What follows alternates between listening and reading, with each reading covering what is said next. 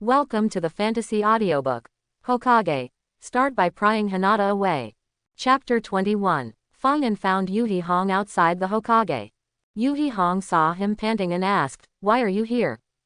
"Teacher Hong, I want to sign up for the Chunin selection assessment." Yuhi Hong's face looked strange. After only a few hours, the boy had a change of heart. "That's not what you said this morning. The me in the morning is already in the past tense, and the me now is in the progressive tense." Yuhi Hong covered her mouth and smiled softly. "Giggle, then you come with me, I will take you to find some suitable teammates."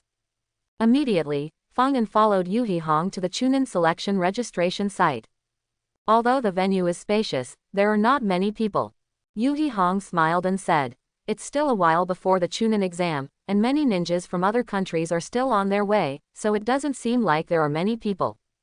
Feng nodded. As she said, many ninjas from foreign villages will also participate.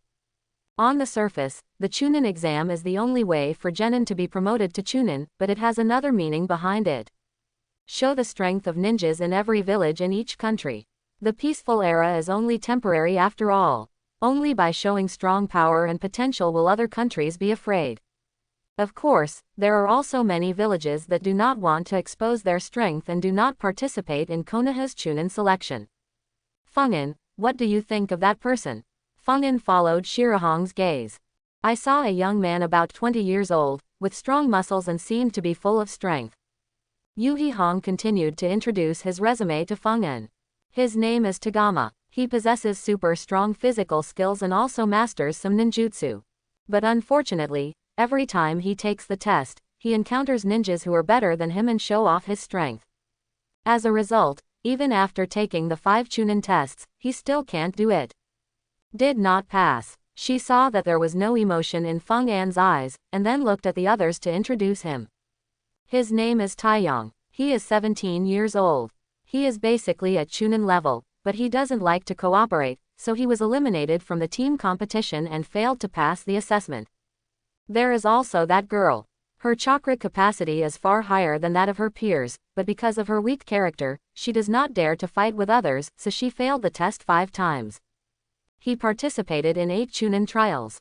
Just pick teammates who are capable and suitable for you from the top 4 I mentioned. Their comprehensive abilities are very good." Not long after, Yuhi Hong introduced all the applicants, men, women and children, except for some who were participating for the first time, and only briefly mentioned it. In her opinion, with Feng An's ability and the more capable people among these people forming a team, there is a high probability that they can pass the Chunin assessment and perform very well. But after listening to this, Feng An already had a candidate in mind. Yuhi Hong's suggestion is a good one. But he knows the rules. In addition to taking first place, he will pass. The rest will be based on will, personal and team cooperation, etc., and he will choose to become a Chunin.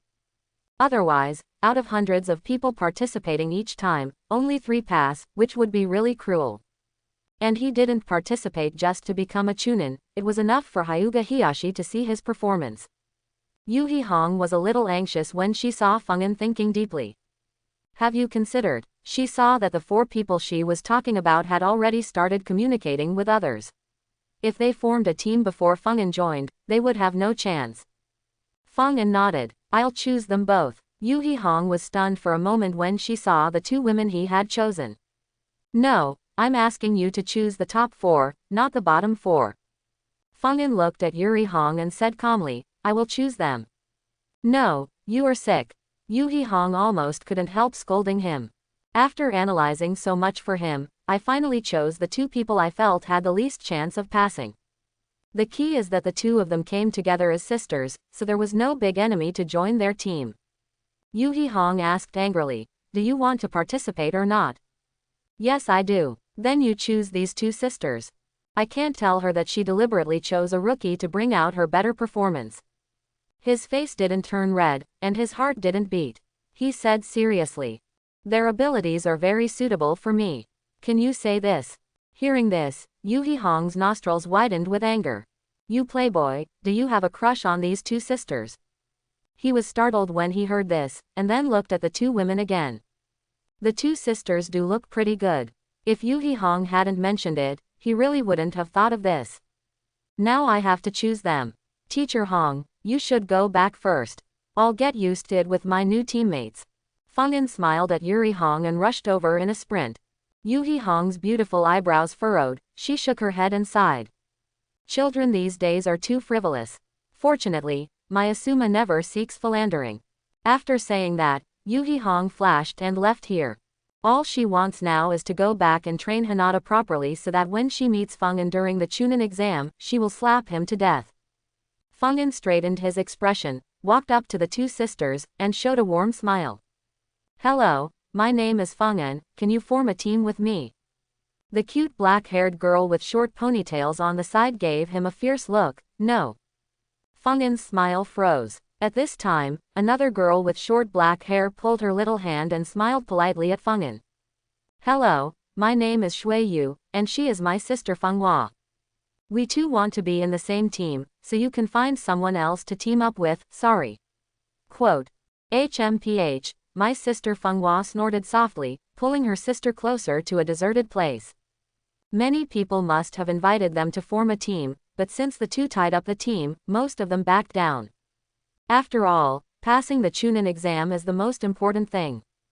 At this time, the muscular man on the side put his hand on Feng'an's shoulder and showed a sunny smile. Brother, come and join us, we happen to be missing one person. Feng'an looked back. The two happened to be the two people Yuri Hong had introduced to him. The muscular man is none other than the first introduced man named Tagama. The person behind him is the second one, named Taeyong. He is a cool guy who looks very similar to Sasuke. He leans against the wall and strikes a handsome pose. I didn't expect that the two of them would team up together. They seem to be completely different people. Feng'an shook his head. Thank you for the invitation, brother, but I know that I am weak and will not hold you back. After saying that, Feng'an turned around and walked towards the two sisters. When Tian Shang saw this and wanted to persuade him again, Taeyong on the side stopped him. He said with a look of disdain, that pretty boy is as thin as a monkey, what kind of strength can he have? One look at it and you can tell that he is fascinated by the beauty of those two sisters. He is just a loser. Tian Shang nodded. Okay, let's wait a few days and see if there are other candidates. After saying that, Tian Shang said that he had something to do and left first. Taeyong deliberately raised his voice so that everyone present could hear it. Feng'an had seen many such people in his previous life and was too lazy to talk to him. Others on the side whispered to each other. That Taeyong, didn't he go to them to form a team just now? Yes, my sister originally agreed to it, but he insisted on letting her take it apart and said that he could only bring one burden. Actually, what you say makes sense, but talking to people in person is a burden and your character is too bad. What? My sister made it clear that we wanted to be together, but she agreed, and then he pretended not to know, and went to pry her off. Pure old pervert. Actually, I think my sister is quite cute. The more the other people present disgust, the louder their voices became, reaching Taeyong's ears from time to time. Taeyong's face was ashen and he shouted at everyone. What the hell are you farting over there? Everyone who was scolded muttered their dissatisfaction, but no one was willing to stand up. Taeyong glanced at everyone with a gloomy face, and when no one looked up, he snorted coldly. HMPH, I think you are just as useless as that pretty boy. Feng'an, who was in the distance, frowned slightly after hearing this. He's just too lazy to care, but that doesn't mean he won't care. He had silently memorized him in his mind, and when Chunin took the exam, he would definitely destroy him. Feng'an came to Shui Yu and the others. Fenghua said angrily. Why are you still here? Feng'an glanced at her in return. You two look so similar, why do you have such a bad personality? You. As she spoke, Fenghua seemed to be about to take action, but was stopped by her sister Shui Yu. Shui Yu nodded to apologize. This is our first time participating. We don't know anything. Teaming up with us will be a drag. What he wants is the kind of teammates who know nothing but know a lot, and who like to stab people in the back. Those are the most troublesome ones. When Feng'an heard Shui Yu's polite words, he couldn't help but glance at Fenghua and shook his head gently. Why are the two sisters so different? It's actually my first time to take the Chunin exam. Just like you, I'm here to gain experience. Shui Yu looked hesitant. With Taeyong's past experience, who knew if this person was deliberately teasing their sisters for fun. She asked softly again, really? If you team up with us, you will really be kicked off. Feng Yin nodded. Really? Okay then, Feng Hua, are you willing to go with him? Feng Hua, who was sulking on the side, tilted her lips and said, I have no objection, as long as my sister agrees. In fact, they have been looking for teammates here for several days, but others suggested that the two sisters form a team separately.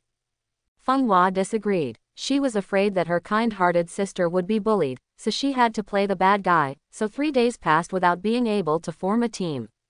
Shui Yu smiled at Feng Yin and stretched out her little hand in the air. Then Feng Hua also stretched out her hand. Feng Yin, who was still a little confused as to why the two of them suddenly reached out their hands, instantly understood what they meant. He also stretched out his hand. The three of them put their hands together and pressed down. We are a team now. When Shui Yu speaks, there is always a kind smile between her eyebrows and eyes, making it easy for people to be moved by her. Fortunately, Feng Yin is very stable and may, probably, or may not have any impact on him. Feng Yin suggested, let's give our team a name. That's fine. While the three of them were thinking of names, no one noticed Taiyang's gloomy face not far away. Why should he team up with Shui Yu? Since she doesn't want to be on my team, I will never make it easy for you. Taiyang chuckled sinisterly and looked at the people in front of him who had not yet left. Look, everyone, the pretty boy actually hooked up with them. 3 losers formed a team. Are they here to take the Chunin exam? Oh, I don't know what the 3 of them are going to do tonight. They knew that Taiyang had participated in many Chunin assessments and were well aware of his strength. Naturally, no one dared to say anything about him. Although he was facing everyone, even if little Daidai came, he would know that this was referring to Sang Shuhui. Feng Hua clenched her fists, blushing, and was about to fight back when Shui Yu next to her covered her mouth. Shui Yu shook her head at her. She knew that they couldn't fight Taiyang. Since they couldn't fight the vicious dog, staying away was the best way. Shui Yu said calmly, let's go somewhere else to talk. But Feng Yin didn't think so. A horse is good for being ridden, and a man is good for being ridden. He said without looking back, why is there a dog that keeps barking? Shui Yu, Feng Hua, did you hear it? When the two heard Feng Yin's words, their eyes widened. They didn't expect that the thin-looking young man in front of them would dare to mock Taiyang. Where is the dog? Taiyang on the side heard what Feng Yin said and looked around with a frown. At this time, Shui Yu held Feng Yin with her left hand and Feng Hua with her right hand, and hurriedly walked outside. She wanted to leave quickly before Taiyang could react. At this moment, a man in the crowd raised his head and looked like he suddenly understood. He's calling you a dog. What? Taiyang's face turned green and red, extremely ugly. He rushed over very quickly and punched the man who just spoke in the abdomen. Bang! A dull voice came. The man immediately clutched his stomach and curled up on the ground. The man who was registering and sorting out information in the distance suddenly felt something bad and hid quickly, using a special method to communicate with the Konoha Security Department. Most of the staff at the registration office are just ordinary people in the village doing hard work. After all, for those who have connections and abilities, the leading teacher will go to the Hokage room to sign up. The man looked puzzled and explained painfully, I didn't say you were a dog, it was. Are you scolding? Taiyang was furious and kicked the man on the ground again. The man flew several meters to the ground, glanced at Taiyang with a look of resentment, and then fainted. Seeing this, everyone retreated and stayed away from Taiyang. This guy is crazy and beating people in the village. In fact, Taiyang understood the man's prompts and he was just looking for a reason to hit him. He doesn't like people trying to be smart in front of him. Then he looked at Feng Yin being pulled away by Shui Yu and mocked disdainfully. Trash, you only dare to hide behind women. Feng Yin just shook his head and sighed. Some people insist on seeking death, and he is helpless. Do you think you can suppress me by hitting a little karami? He broke away and Shui Yu grabbed his hand, signaling with her eyes to reassure her. Then he quickly formed seals with his hands. Shadow clone technique. In an instant, 2 identical Feng Yin appeared and the 3 of him rushed towards Taiyang. Seeing this, Taiyang sneered. It's ridiculous. Do you think this is the ninja school graduation exam? You actually use such basic ninjutsu to fight. As long as I distinguish a little bit, I can find your identity right away. But the next second, his dismissive expression was replaced by panic. No matter how he observed it, he couldn't detect which one it was. How can it be? Are they all true entities? Isn't it clone technique? In the blink of an eye, 3 Fungin had arrived in front of him. Taiyang wanted to hide now, but it was already too late. The 2 Fungin locked him tightly, and the middle Fungin charged up his kunkin and kicked him away. Taiyang's crotch felt cold, his pupils tightened, and he shouted, "You dare!" Boom! Suddenly there was a sound of breaking eggs. Hiss! Well, the bone-piercing pain made his face extremely hideous and terrifying. He couldn't even make a sound, and his whole body went limp. He fell to the ground with a plop, and tightly covered kunkin who was kicked. All the men present took a deep breath and looked at Taiyang with pity. They had never experienced this kind of pain before and knew what kind of pain it was. Feng Hua was very glad at this moment that she didn't say anything too vicious just now, otherwise this kick would. Thinking of this, she couldn't help but tighten her legs.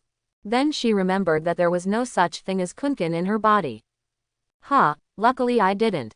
Bang! Several clouds of smoke dissipated. 3 Fungin became one again. He took a step forward, squatted in front of Taiyang, and patted his head. "Brother Yang, I gave you a chance but you didn't use it." Facing Fungin's insult, Taiyang twitched all over and said nothing. It wasn't that he didn't want to speak, but it was that the pain was so painful that he couldn't speak. His mind went blank and all the nerves in his body were on warning. Seeing that the other party had no resistance at all, Fungin felt lifeless.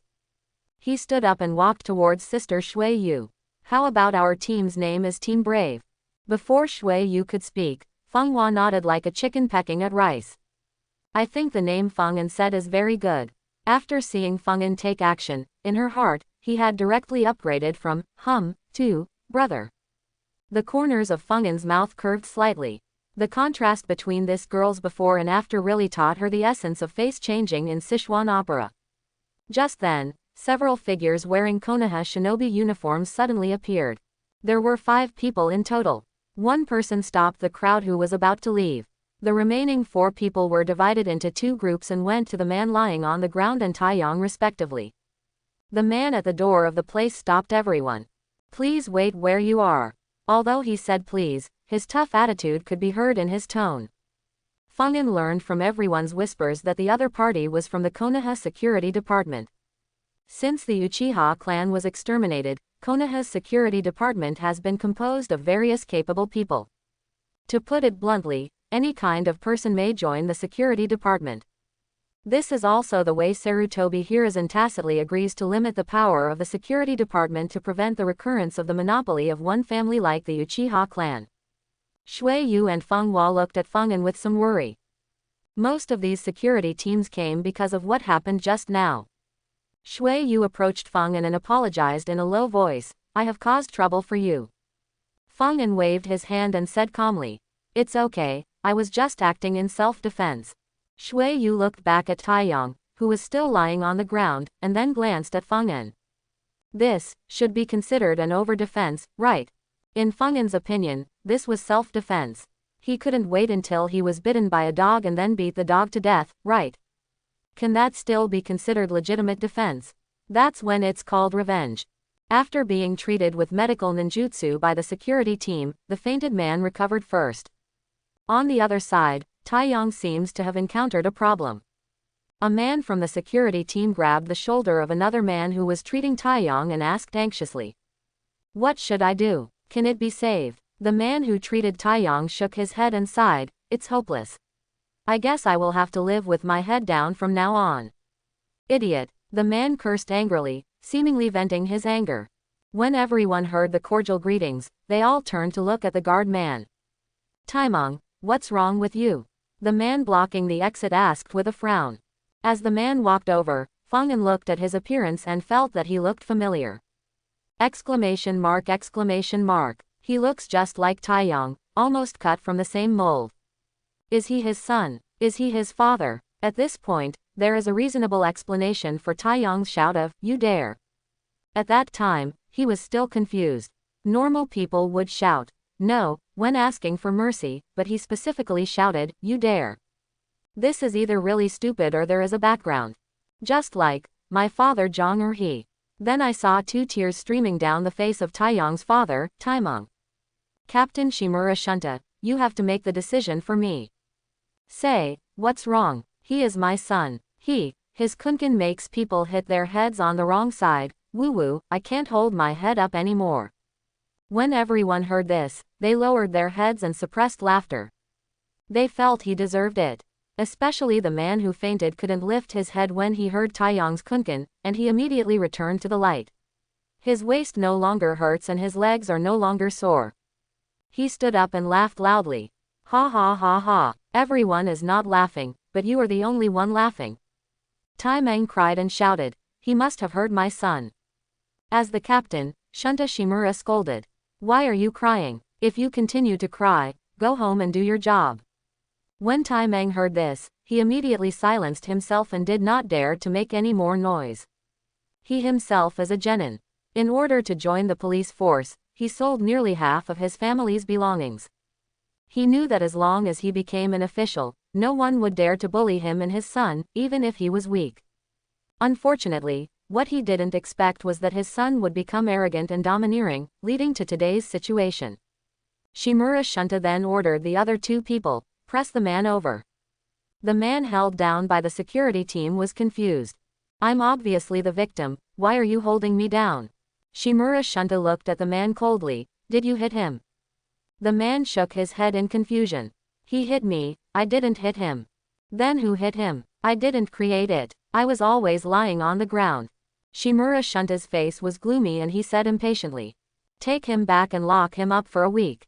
Why, I am a victim. I am a victim. Detain him for a month. Just say he interfered with the security team's official duties. When the man heard this, his face turned pale, and he allowed the 2 men to drag him away. The man on the other side who had been treating Taiyang shouted, Captain, he seems to be dying. Taimeng saw that his son was in danger and quickly ran over and carried him to the hospital. When Shimura Shunta saw it, his eyes were filled with disgust. Today's security department has become even more disgusting than the Uchiha clan. In the past, when Uchiha was in charge, everyone in the village was treated equally harshly, at least except for Uchiha. But now, civilians of all ethnic groups have relevant people in the police department, making it more and more difficult to manage crimes. From time to time, there will be shielding and public revenge. Shimura Shunta breathed a long sigh of relief and glanced at everyone. Do you know what happened just now? Everyone looked left and right, a little embarrassed. They didn't dare to offend easily no matter what. Taiyang's fate is vivid in his mind, and he has just witnessed the methods of the police force. Seeing that everyone was silent, he threatened with a gloomy expression. 3 numbers, no one said anything, they were all taken back and imprisoned for a week on charges of harboring. 3. It's him. A man among the crowd lowered his head and pointed at Feng'an with his whole body trembling. Because Taiyang scolded the 2 girls, he killed Taiyang. Everyone saw that there was someone out there, and they all nodded in agreement. Yes, he was the one who hit me. Yes, that's right. Feng'an looked at everyone coldly, and as he glanced, the noisy voices gradually became quiet. Shimura Shunta turned around and stared at Feng'an, and asked in a low tone. Do you have anything to say? Feng'an raised his head and glanced at him casually, and said lightly, no. Feng'an raised his head and glanced at him casually, and said lightly, no. The 2 Shuiyu sisters behind him looked at him with worried faces. Shuiyu even regretted signing up for the Chunin selection exam. If it weren't for him, Feng'an would not have injured Taiyang, let alone provoke the Konoha guards. Take away. Shimura Shunta ordered the only remaining team member to capture Feng'an. Just when the man nodded and went up to control Feng'an, Feng'an's body flicker technique appeared a few meters away, causing the man to jump away. The eyes of the 2 sisters Shuiyu and Fenghua shone with light. They had just known that Feng'an was powerful, but they didn't expect him to be so powerful. The man was Chunin, but he failed to see through his movements. Body flicker technique uses chakra to move itself at high speed to achieve an effect similar to instantaneous appearance. Shimura Shunta on the side narrowed his eyes slightly. Although the body flicker technique can be mastered by anyone, it seems a bit unbelievable for a kid to master it. He can master it at such a young age. Without family background or teacher guidance, he would not believe it. Kid, what's your name? Where did you master the body flicker technique? Fungin showed her big white face and showed an innocent smile. Will you protect me if you tell me? Shimura Shunta frowned. Although he had such thoughts, everyone has not dispersed yet. This is simply a slap in the face of the security department. He dared to say this, maybe the background behind it was even more shocking. You can count the number of people who can ignore even the security department. Either he is the current Hyuga clan, or he is an orphan of the Senju clan. He didn't dare to think further. Further up is the Sarutobi clan, the direct family of the third Hokage. Ahem, he coughed suddenly. The Chunin man just now understood immediately what the captain meant. This means asking him to clear the place. The man smiled at the onlookers and said, "Everyone, please disperse. Leave the scene to our security team. If you want to sign up, come back tomorrow." Although everyone was dissatisfied, no one dared to speak out. Among them, the man who was the first to confess Feng and was soaked in cold sweat and was the first to escape. Since the scene was full of ordinary people, the evacuation was completed quickly. Only Feng Yasu and Shimura Shunta were left at the scene. A man who has been in the police force for so long is very discerning. He had seen Shui Yu and Feng An standing behind him early, so he didn't ask the captain if he needed to disperse them as well. At this time, Feng Hua looked at Feng An's back with a gloomy expression. She was very moved when Feng An took action for herself before, but now she found that the other party seemed to be someone with a background. It was also the official guardian she hated most from the bottom of her heart. The two of them came to participate in the Chunin selection examination in order to change their destiny. Ordinary genin and ordinary villagers belong to the same class. As long as they become Chunin and wear that uniform, their lives will be much better. That's right, how could someone with no background take action for a burden like us? Perhaps in the eyes of the other party, helping out is just a convenience. Quote. Feng Hua's strong expression could no longer be stretched, and she showed a bitter face. Shui Yu on the side noticed the change in the expression on her face. Although she knew that it was not good for the two of them to whisper at this time, she still couldn't help but ask in a low voice. Why do you look so ugly? Feng Hua seemed to have aged several years in an instant, and sighed, Sister, I'm tired. What have you done to make you tired? Shui Yu looked strange. Feng An also noticed Feng Hua's expression as if she had eaten shit. He put his hand on her head. You don't have a fever either. Feng Hua quickly backed away and covered her forehead. HMPH, don't touch me. You want to take advantage of me, right? Feng An was stunned. You didn't return brother Feng An just now, and now you've degenerated into, again. He leaned into Shui Yu's ear and whispered. Did she knock her head when she was a child? Shui Yu frowned and thought for a moment. As her eyebrows gradually widened, she nodded. Feng Hua really hit her head when she was little. Well, no wonder, it makes sense now. Feng Hua stomped her feet angrily. Sister, why are you turning your elbows outward?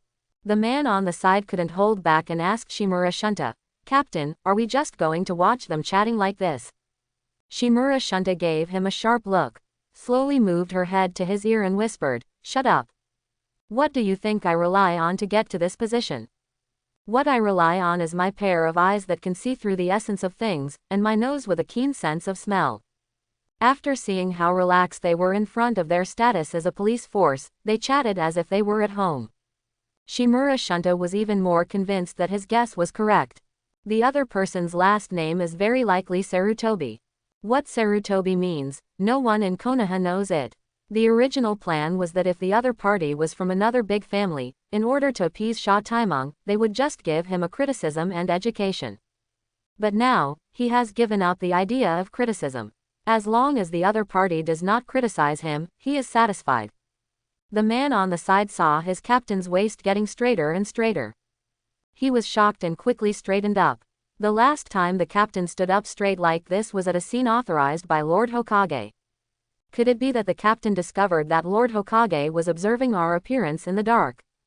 No wonder the captain told me to be silent.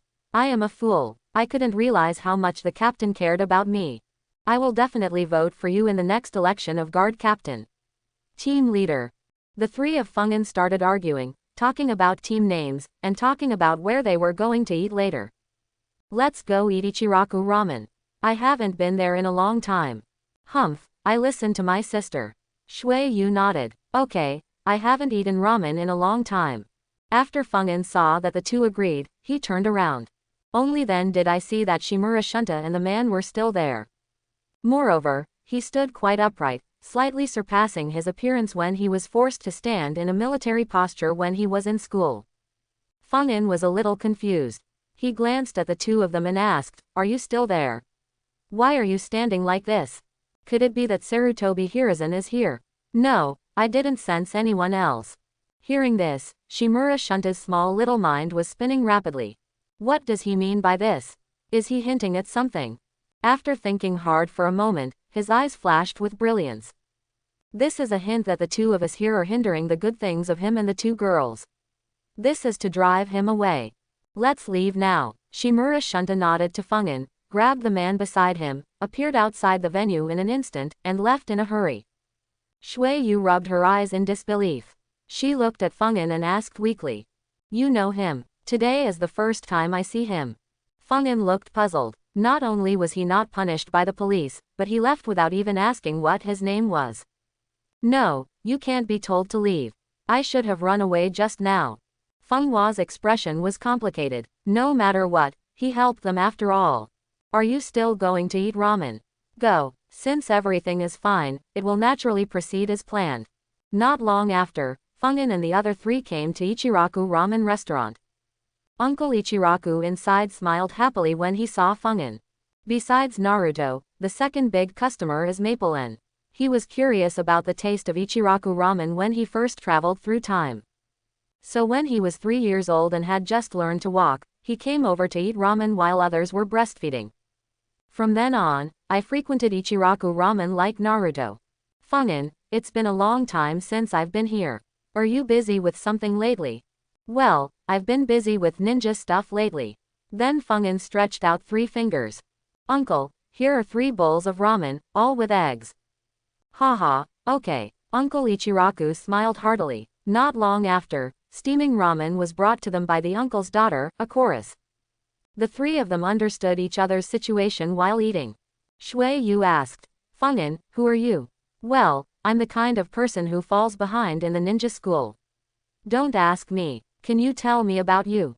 She didn't believe that he didn't have a background that even the captain of the security force wouldn't dare to touch. She just thought he didn't want to tell her. Fungin asked, "Shui Yu, what ninjutsu are you good at?" Shui Yu said a little embarrassed, "I'm not good at anything." Hearing this, Fungin nodded. The two were just ordinary genin, as he expected. The less capable the other party is, the more dependent they will be on him, so it will be easy to pass the first written test. After passing the written test, they will only have more confidence in themselves, and they will not have to worry about being stabbed in the back for the rest of the team fight. This Chunin selection is like an open book exam for him. As long as his teammates believe in him, that's enough. Hey, why don't you ask me? Feng Hua on the side had an angry expression. She waited for a long time, waiting for Fungin to ask herself, and then told him that her ability scared him to death, but he ignored her. Fungin glanced at him and continued eating ramen. Feng Hanabi felt very embarrassed and felt insulted by him. "I'm furious." She suddenly picked up the ramen, drank the soup and noodles in one gulp, and then stood up angrily. "I want to duel with you." Shui Yu quickly grabbed her sister. "Sorry, Fungin, I told you." Shui Yu pointed to her head, hinting to Fungin that Feng Hua had been knocked on the head when she was a child. Then Fungin drank the ramen soup calmly and said with a smile, "Okay." He was curious about how she dared to duel with him after he showed that he was far more powerful than Taeyong. Does it have any special abilities? Hearing this, Shui Yu quickly became a reasonable guest, while persuading Feng Hua, at the same time persuading Fungin. But she could not persuade anyone. Feng Hua was afraid that Fungin would make a sudden move, so she quickly said to him, "Don't take action yet. Let's duel somewhere where no one is around." So mysterious. A place with no one. I'm warning you, don't think too much. Otherwise I'll make you look good later. I haven't thought about anything. You must be imagining it. Feng An was speechless. He followed the footsteps of Feng Hua and the others, gradually becoming more and more remote, and finally came to a small stream. There is no human habitation here, the trees are so dense and secluded that most of the sunlight is blocked. Feng An calmly disrupted the flow of chakra in his body in advance. Even if he is ambushed now, it will be difficult for the opponent to take him down, but you must be careful about illusions. Sometimes the danger is at that moment. It is essential to be on guard against others, not to mention that he has only known them for half a day. Okay, this is it. Feng Hua looked around and stopped. Then he assumed a ninja fighting stance. HMPH, be careful, I'm afraid I'll hurt you. Feng An narrowed his eyes slightly when he heard this. Remind me, does the other party just want a duel? Are you thinking too much?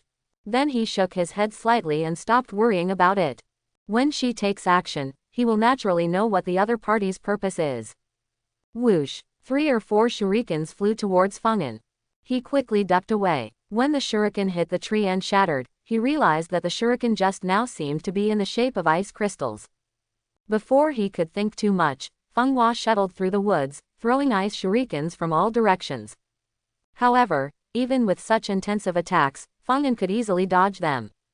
The only thing that made him feel a little troublesome was the environment. In such an environment, he had to deal with shurikens while capturing Feng Hua's figure. She wasn't very fast, but she made full use of the terrain. Interesting. Feng An didn't expect that she had some skills. He quickly used the shadow clone technique. 2 Feng An appeared in front of him instantly. When I saw the ice shuriken flying in the distance, the 3 Feng An rushed towards the flying shuriken. Bang bang. When the 2 clones were pierced and turned into smoke. The one at the back, Feng An, used the body flicker technique on one side of his body while dodging the shuriken. The speed suddenly increased, and the flying ice shuriken was still in flight, and he appeared at the position where he had just thrown the ice shuriken. He immediately saw Feng Hua hiding behind the tree, with his chicken feet exposed. Feng An walked over and said, "You lose." However, when he got closer, he realized that the figure was clone technique. How could be? Feng An's pupils shrank and he stared at clone technique as the wind and flowers dispersed. At this time, a voice came from above his head. It's you who lost. In an instant, Feng Hua fell from the tree and rushed towards Feng An with a kunai in his hand. When she jumped down from the tree, she also used her strength to push on the branches. Feng Hua hugged him directly from behind and pressed her kunai against his neck. Humph, I won. After Feng settled down for a moment, he chuckled and said, yes, you won. Feng Hua frowned, a little angry. What's so funny? However, at this time, Shui Yu, who had been watching the battle for a long time, said, Feng Hua, you lost. Now that I have a kunai on his neck, you still tell him that I lost. There was a hint of crying in Feng Hua's words. When her sister spoke for outsiders, she felt as if she had been stabbed in the back. Hearing Feng Hua's tone, Shui Yu couldn't bear it. Feng An, stop teasing her. Feng An, who was being held by Feng Hua's neck, smiled at Feng Hua. The bang turned into a cloud of smoke. Shadow clone. Feng Hua's red eyes couldn't help but widen. Then he saw Feng An walking out from behind the tree. Feng Hua rubbed her red eyes, curled her lips and asked, didn't your shadow clone be shattered by my shuriken? Feng An looked at Feng Hua with a smile on his face. Did I say I can only create 2 clones? Feng Hua was stunned for a moment after hearing this. She was tricked by him using the information difference. When fighting Taiyang, he only had 2 clones of Feng An, so she subconsciously thought that his limit was 2 clones. Feng Hua lowered her shoulders feebly. I lost. Feng An walked up to Feng Hua and asked, I have a question I want to ask you. Huh? Feng Hua raised her eyes and looked at Feng An. What is your chakra attribute? Feng Hua smiled slightly. Have you noticed? I have the special escape type ice escape. Feng An rolled her eyes. The use of ice escape is so obvious, who can't see it? When she threw the ice shuriken, he was only suspicious, but when he saw her clone technique, he was convinced that she was most likely a blood successor. Ordinary clone technique is grade E, with only ghost shadows. As long as you look carefully, you can tell the real thing from the fake one. What made Feng An's pupils tremble at that time was because her clone technique had a physical form. The physical clone technique means that chakra nature transformation has been added, and it is most likely an ice clone technique. Once chakra with corresponding attributes is added to the basic clone technique, it will produce a physical effect that is difficult to distinguish with the naked eye. Is there someone between your parents who is also an ice escaper? Feng Hua shook her head. I have never met my parents. We were raised by our grandma. Quote. Feng nodded. In his impression, only Bai Bai had ever used ice escape, which was also an extremely powerful blood succession limit. It's just not reflected in the use of wind flowers.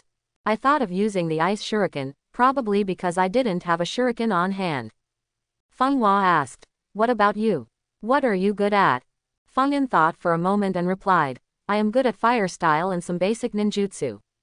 He has already decided to use fire style to show off to others, and it would be better if the other attributes are auxiliary. Although there are people with the 7 chakra attributes, he still doesn't want to attract too much attention because of his lack of strength. The 3 of them chatted for a while, and after seeing that it was getting late, they left. On the other side, Hinata was soaked in sweat under Yuhi Kurenai's intense training. After Inuzuka Kiba and Aburame Shino finished training, they sat aside to rest. Ya complained. What's wrong with Teacher Hong today? Why are you so harsh on Hinata all of a sudden? Then Aburame Shino raised his finger, and a flying insect landed on his hand in the distance. One person and one insect seemed to be communicating.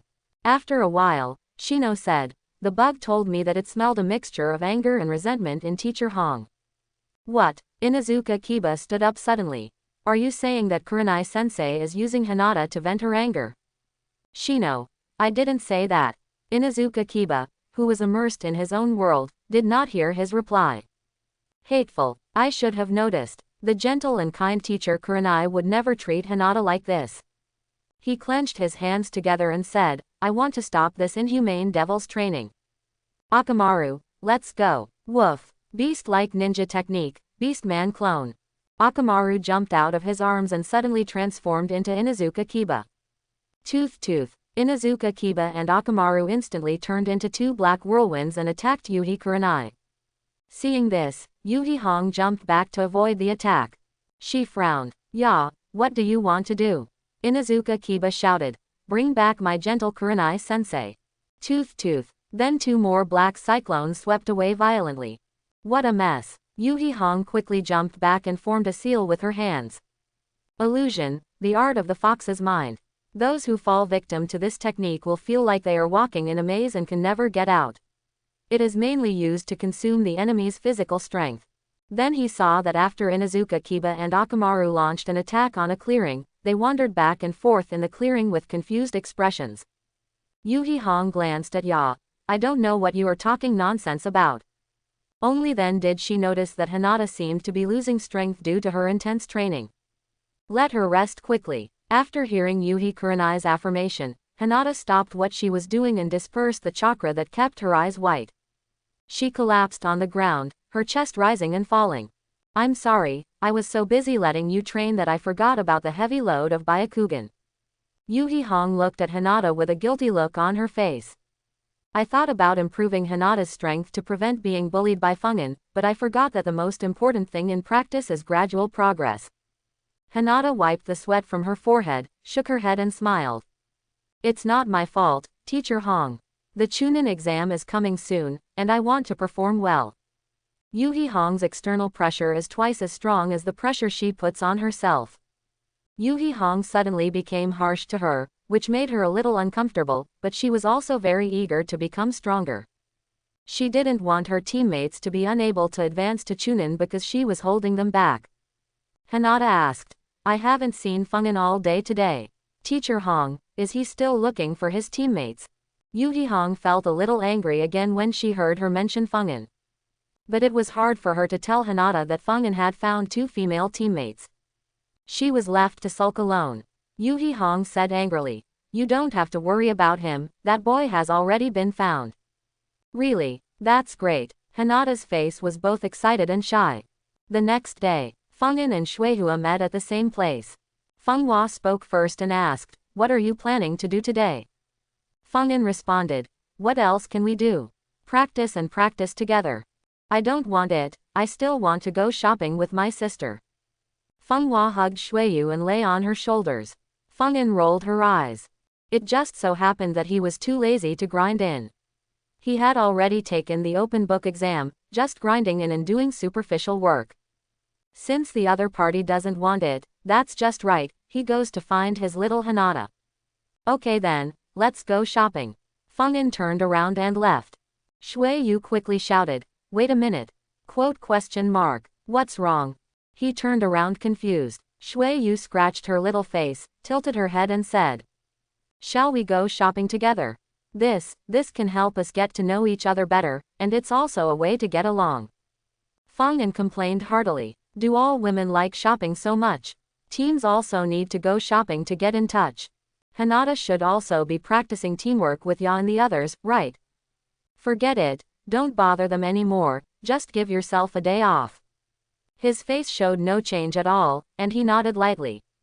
Then two girls came in front, and a boy followed behind like a bodyguard to start their run in as a brave team.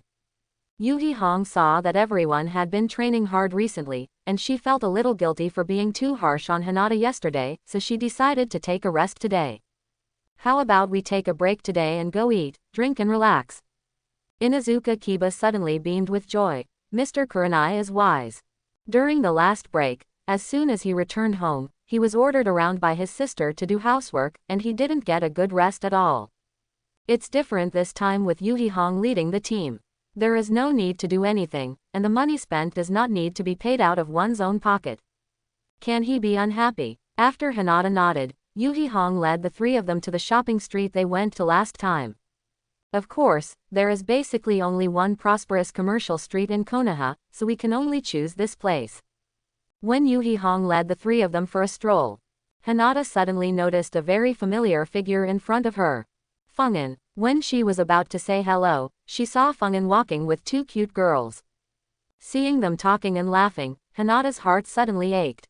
Hinata. Yuhi Kurenai noticed Hinata standing still and not moving away. Just when she was wondering, she noticed that Hinata was not feeling right. She quickly moved over. What's wrong? Hinata, are you feeling uncomfortable somewhere? Could it be that I was too eager for quick success yesterday and made her feel uncomfortable? What a coincidence, isn't that Feng An? Inuzuka Kiba also noticed Feng An's figure and reminded everyone. Then he noticed that Feng An was talking and laughing with the two cute girls beside him. This boy is so handsome.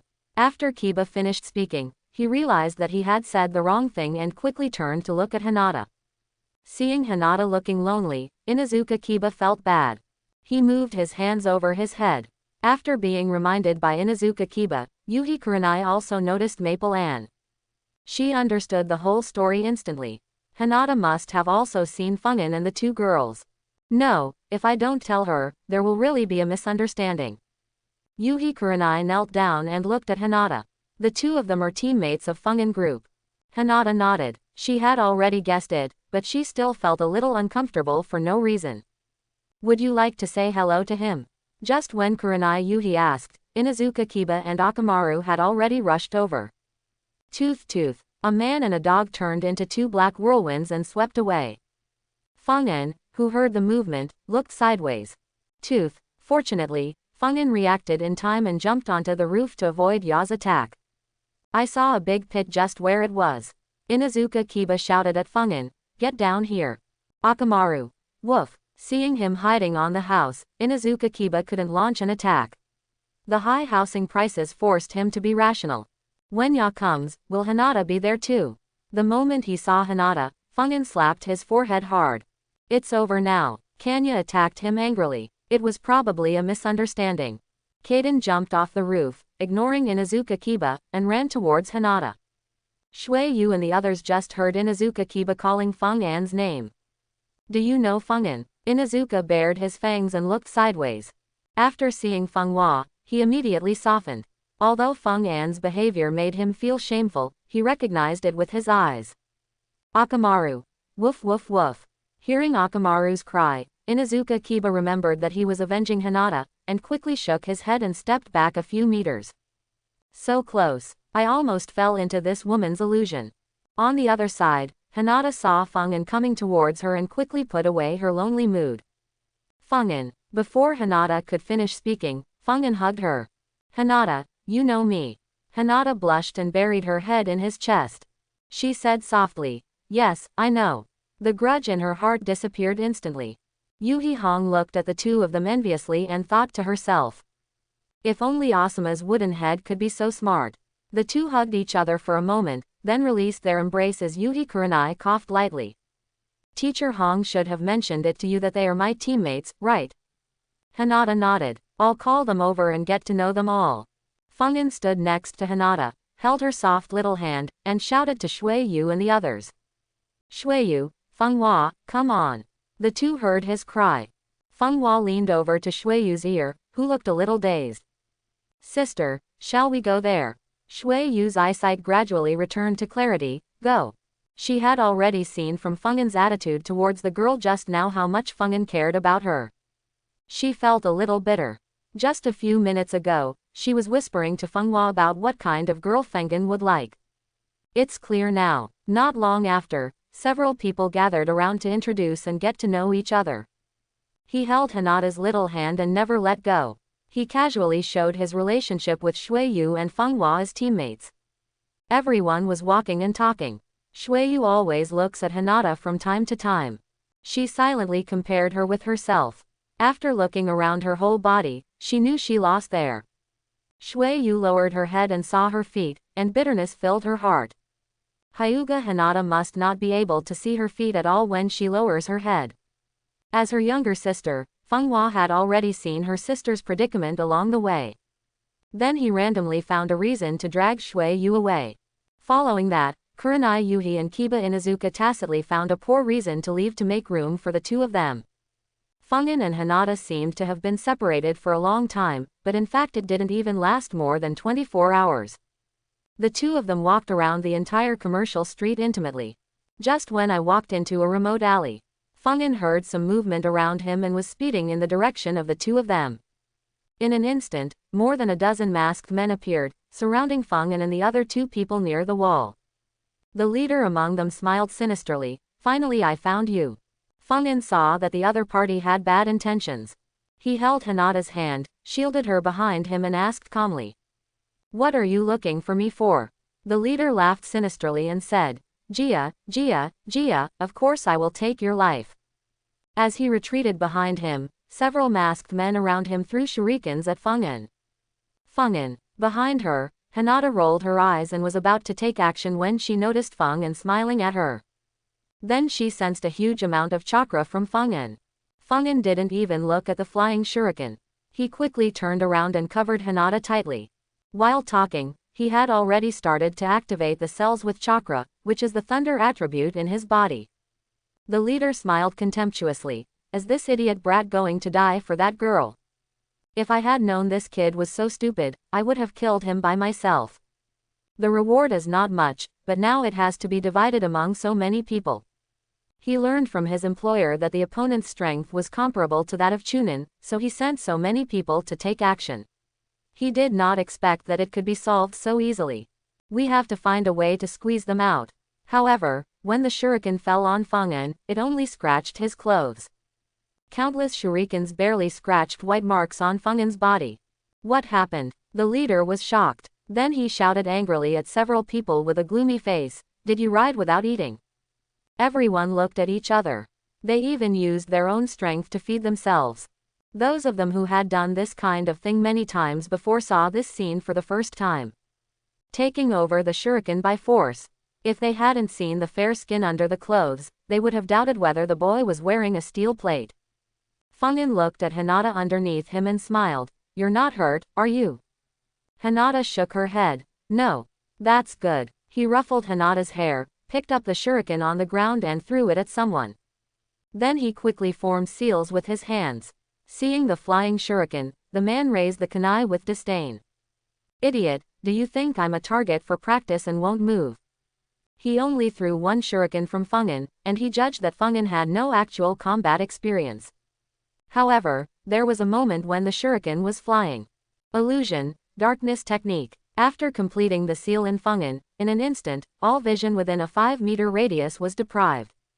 The man who was about to use the kunai to knock away the shuriken suddenly saw darkness and lost his aim. There was a blank look in his eyes. Puff! The shuriken penetrated his head with precision. Plop! The man fell to his knees with a blank expression on his face until he died. Now, who's the idiot? The remaining dozen or so people were holding kunai tremblingly. Being in total darkness stirred fear in their hearts. And that leader is not within the coverage of dark technique. In his field of vision, everyone was like a blind man, facing the shuriken thrown by Fangen. They did not hide at all. He frowned. Suddenly, he thought of something. Then he shouted to everyone, "Back off. This should be a range of ninjutsu." When everyone heard the sound, they ran back. Fangen smiled and threw his shuriken at the fleeing people calmly. I saw several masked men running towards Fangen. Idiot, why are you running in the direction of that kid? While being deprived of their vision, they have also lost their sense of direction. Puff puff. Within seconds, 2 or 3 more masked men died. The masked man running towards Fangen was even more miserable. They directly hit the kunai in Fangen's hand and died tragically on the spot. Of course, there are also those who are lucky. The blind cat encounters a dead mouse and actually lets them run away. Fangen said with cold eyes, "You are lucky." At this time, everyone who had recovered their vision looked at Fangen with lingering fear. At a glance, he saw his former accomplice lying in a pool of blood. The remaining few people who survived had their legs weak. They are people who take other people's lives for a living, but that doesn't mean they are not afraid of death. On the contrary, they are more afraid of death than ordinary people.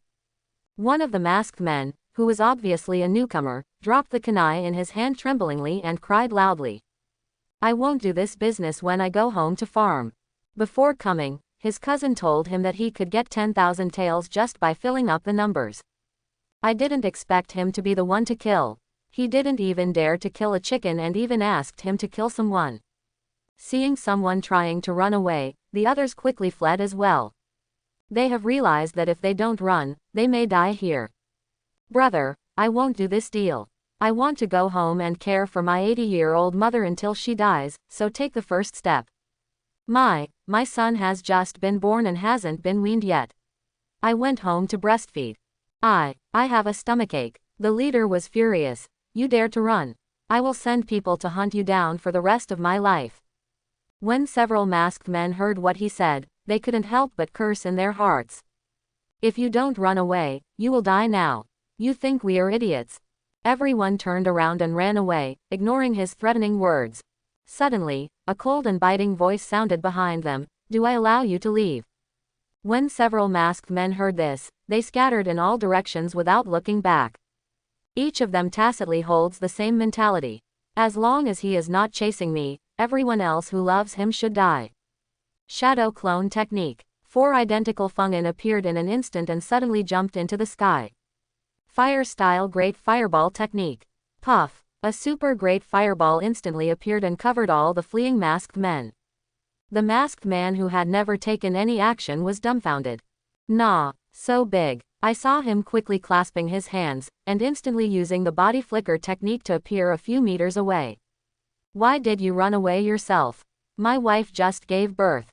The leader shouted loudly, turned around and left, as if he had made some kind of determination and never looked back. Body flicker technique. Fang An's eyes narrowed slightly. It was too late for him to chase after him now. Others who didn't have the reflexes he had were engulfed in flames. Ah! The painful screams suddenly came one after another. One of them happened to be able to use the water style and hurriedly spit out water from his mouth to extinguish the fire for himself. The small column of water he spit out was not as large as Orochimaru's urine volume. Fire style adheres to the principle that people cannot be burned to death and only burns most of their clothes. Fangen raised his eyebrows. Hinata is still here, how can she let them pollute the windows of her soul? The 5 Fangen made seals while walking towards several masked men rolling on the ground. "No, that's wrong, they should be called Luo Ni people." Earth-style heart beheading technique. For a moment, there was no one standing in the alley except Fangen and Hinata. Those who were missing were all pulled into the ground by Fang An's mind beheading technique, leaving only their heads exposed and begging on the ground. "Don't kill me. I really have an 80-year-old mother waiting for me to take care of her in her old age." I really have a stomachache. Third Hokage and I have been friends forever. As this person shouted, everyone looked at the fool one after another. Why didn't you say you were the Hokage's son? Then Fungin's main body walked towards Hinata, leaving 4 clones to torture them. He stepped closer and took Hinata's little hand and smiled. Never mind. Hinata nodded and pointed at the 7 or 8 people who looked like gophers. What are they going to do? Fungin thought for a moment and said, well, kill him. Hinata frowned slightly, seemingly having trouble making a decision. She raised her eyes to look at Fungin and asked timidly, can you let them go? Fungin's expression didn't change when he heard her words, as if he was expecting it. He rubbed her head. It's up to you. In an instant, his 4 clones disappeared. Fungin and Hinata walked out of the alley hand in hand.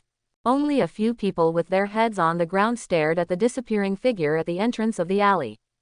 After a few minutes, after confirming that the other party really would not turn back, several people finally let go of their suspense. Brothers, we are so lucky. That boy is so kind. Ha, thank you for laughing. That kid is so strong. He almost killed us all by himself. But even if he leaves, we can't get out. Following the words of one of them, several people fell into depression again. At this time, the man who used the water-style big water technique climbed out of the ground. The man covered in mud looked up to the sky and roared. Ha ha ha, who dares to say that my water style is useless? It turned out that he had been using saliva technique to soak the surrounding soil, making it moist and soft, and then he broke free with a little effort. The few people still in the ground looked surprised. There is help now. Brother, save me. Save me first, brother, my stomach hurts so much. Please. Several people turned around and saw him looking constipated. I didn't expect that you have been telling the truth. I was still thinking that your excuse was too lame. Save him first, we have no objection. Several people nodded in agreement. The man covered in dirt sneered. You don't have any objections, I do. Why did Lousy save you? The man with stomachache was about to reach critical mass. He was so anxious that he almost cried. Save me quickly, rescue me, and I'll give you 100,000 taels. Hearing this, the man walked over and slowly squatted down.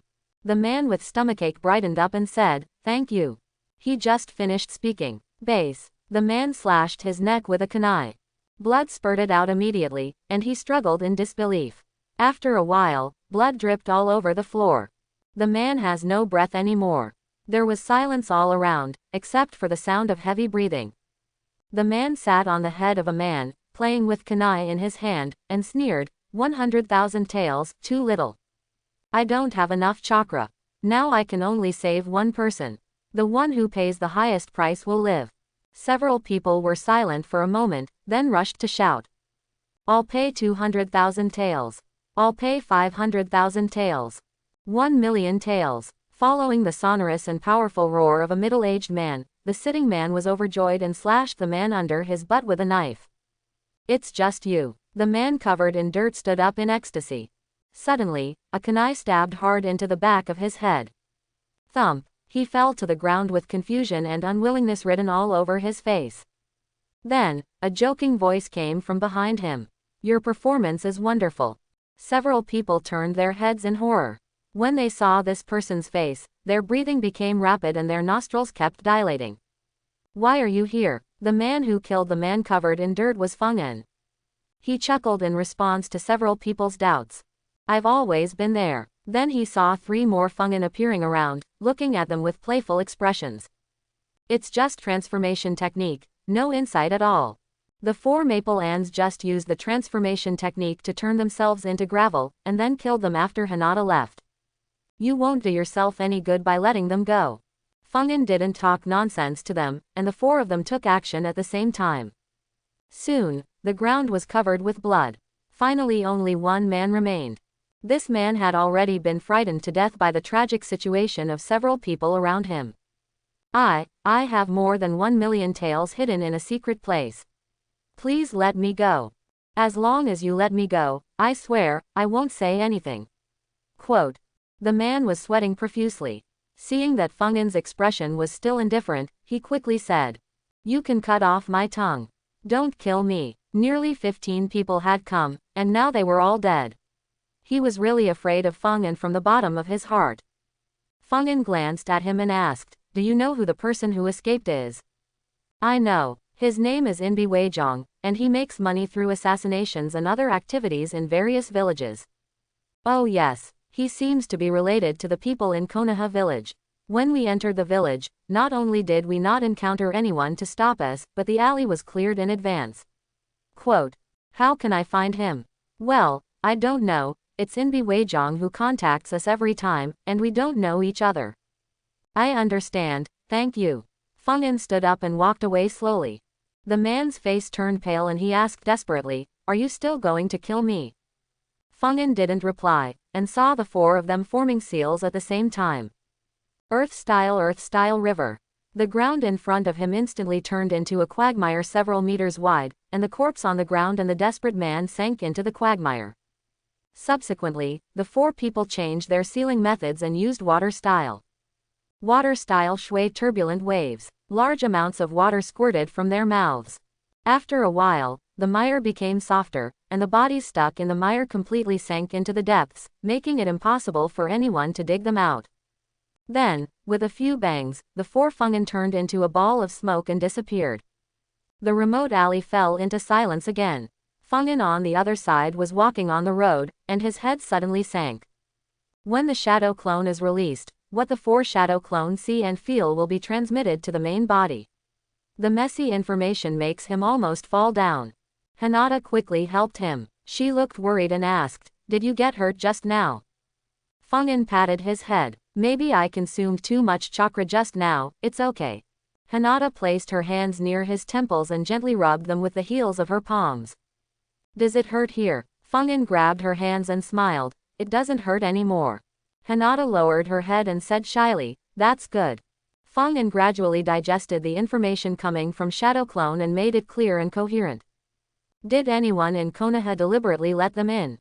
He subconsciously thought of Tai Mang, and it was indeed possible to use his identity as a guard to establish a relationship. "I just beat the young ones, how about the old ones?"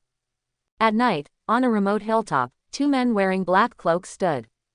If Feng An were present, he would definitely be able to recognize the two of them.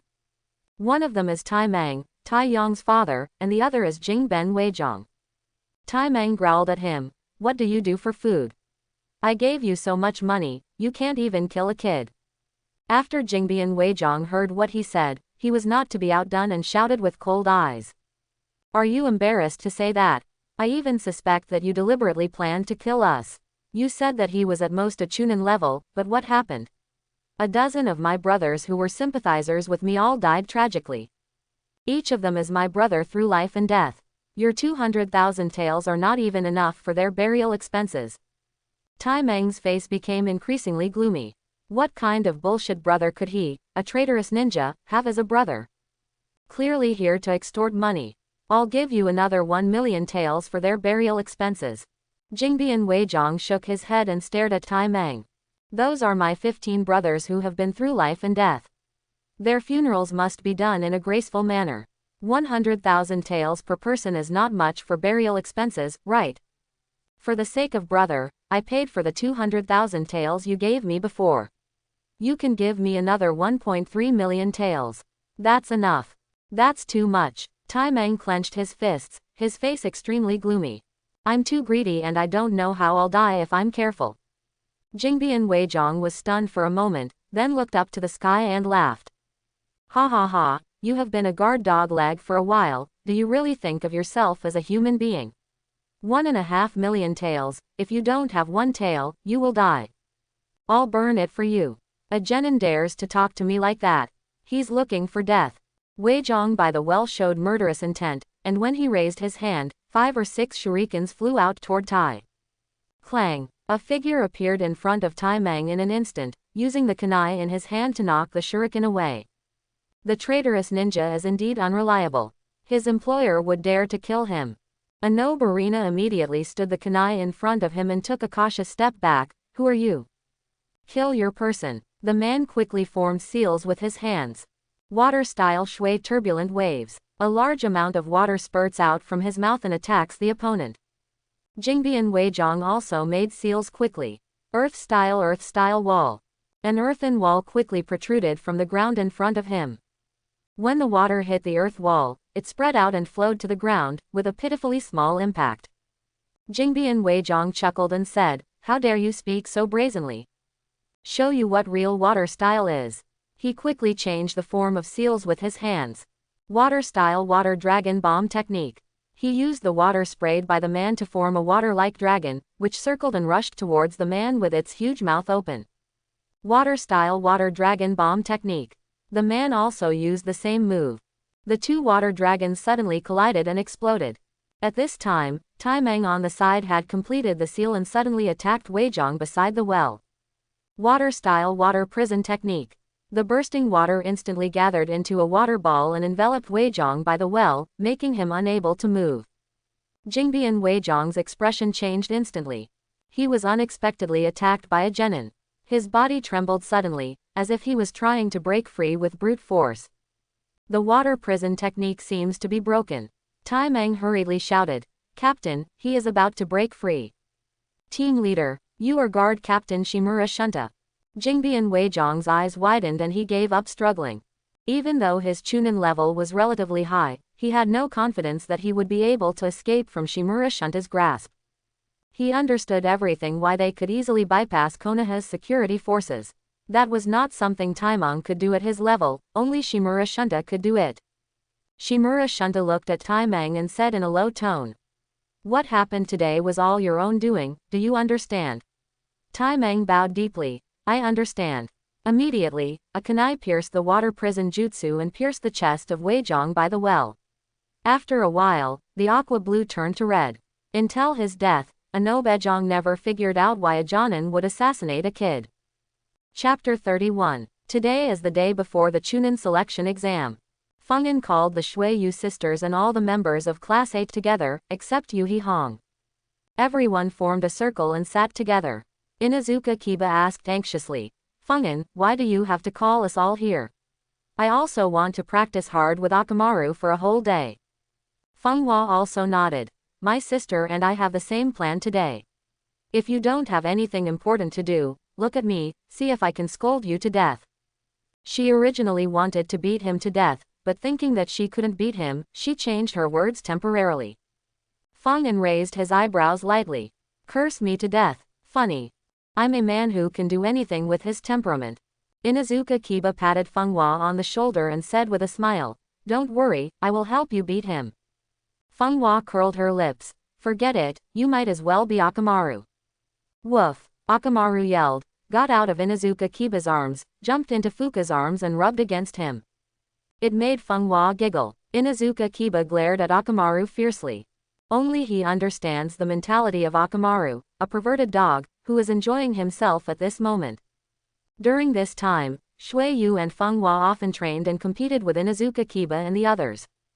However, because Feng'an had said that ice release was rare and might be coveted by others, Fenghua did not participate too much in the discussion.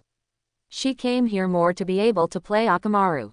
Seeing everyone staring at him, Feng'an didn't show off, and spoke to everyone straight to the point. "I know what will be tested in the first written test of the Chunin exam." After hearing his words, everyone immediately stopped what they were doing. Inuzuka Kiba asked softly, "Seriously?" Feng'an nodded. "The content of the first written test is the ninja intelligence gathering ability and willpower. You can cheat on the exam, but you can't be discovered by the invigilator. If you can't cheat, you can just hand in a blank paper." After everyone heard this, they looked at each other. Their eyes revealed an idea. That was because Feng'an had a fever and burned out his brain at this moment. Otherwise, how can a normal person persuade his teammates to hand over a blank sheet? Shui Yu on the side frowned and asked, "Are you kidding me so that we won't be nervous during the exam?"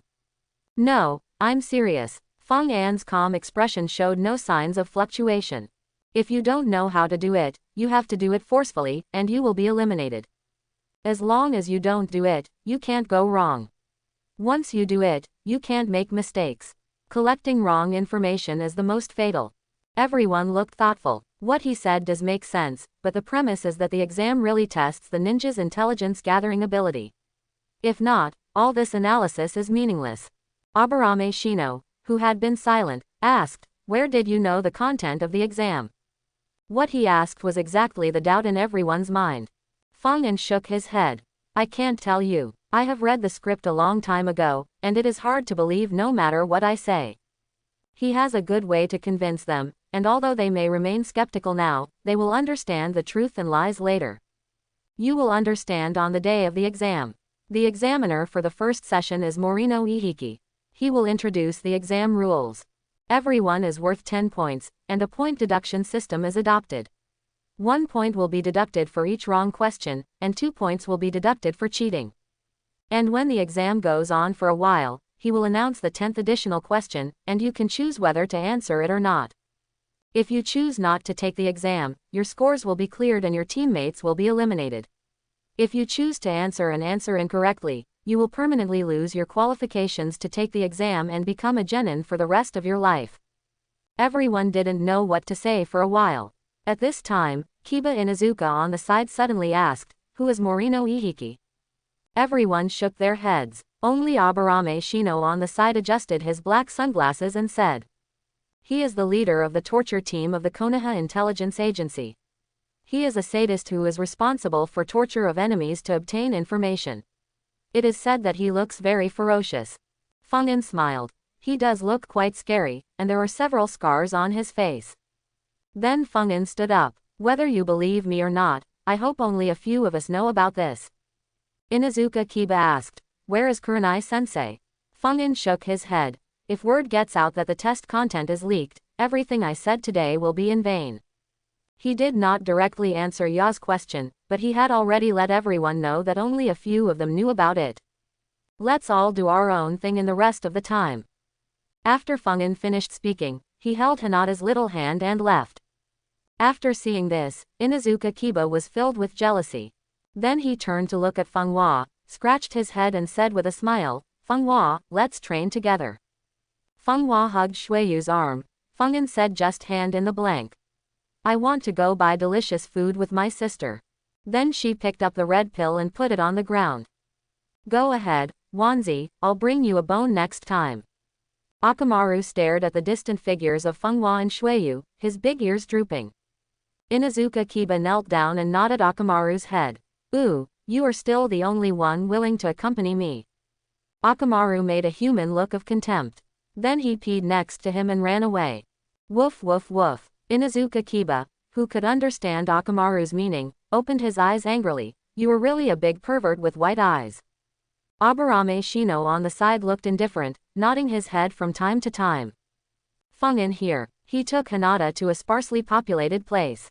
"Hinata, how many palms can you hit with your current family ninjutsu 8 trigrams 64 palms?" Hinata said with some guilt. "I can only hit 16 palms now." Fangin nodded when he heard this. "Shall I train with you for half the day today?" "Okay," Hinata responded. Then he suddenly thought of something and said quickly, "But don't use fire style, I'm not good at long range." Fangin looked at Hinata's nervous look and smiled. "Don't worry, I don't know how to use fire style." Shadow clone technique. Bang bang bang. Instantly 4 Kaidens appeared surrounding Hinata. Hinata blinked and whispered, "I'm not good at shadow clone either." Sooner or later you have to adapt. If you can't do it now, you will gradually get better at it in the future. Seeing that Hinata still couldn't muster the motivation and looked like she wanted to give up, Fangin said calmly, "Didn't someone say that they want to become stronger and don't want to be the person who holds their teammates back? Neji beats you every time, but you never thought about beating him once. Don't you want to see what the guy called a genius would look like if he lost?" Hinata was in a daze when she heard what Fangin said.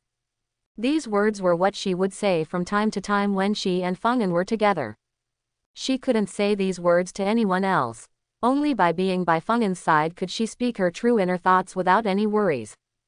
Gradually, her eyes became firm and she assumed the Hyuga clan's standard gentle fist stance.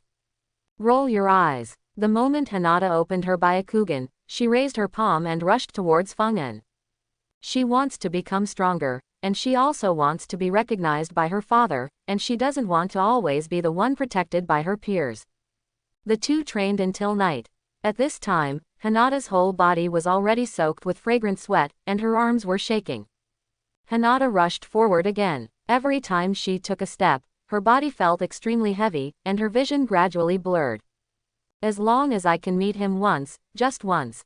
When she staggered, she was on the verge of falling. Fungin quickly stepped forward and hugged her thin body. Just as he held Hinata's soft little hand worriedly, Hinata gently patted his chest with her right palm. Then he raised his beautiful eyes, blinked, and raised the corners of his mouth slightly. I bumped into you.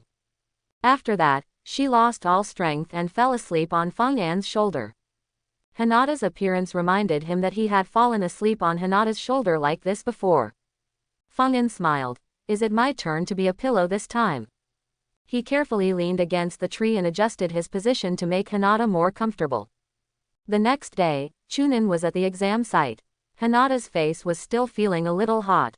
When she woke up in the morning, she found that she was sleeping on Fung'an's body, which meant that the two of them fell asleep hugging each other all night. This made her heart beat fast all morning. This is even harder to suppress than the tension caused by exams. Especially when she remembered that she seemed to dream of eating glutinous rice dumplings at night. Now that I think about it, it feels like I'm chewing on Fung'an's face. Is it almost starting? Fung'an grabbed Hinata's little hand and came to the corridor.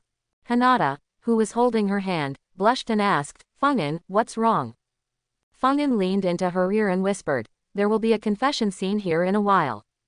Confession. Hinata's breathing was rapid and her eyes widened. She murmured in a low voice, no, there are so many people here, we can't express our love here. At this moment, the surroundings became noisy. A young man wearing a green jumpsuit showed his white teeth to the pink-haired Haruno Sakura in front of him, showing the most confident smile. My name is Rock Lee.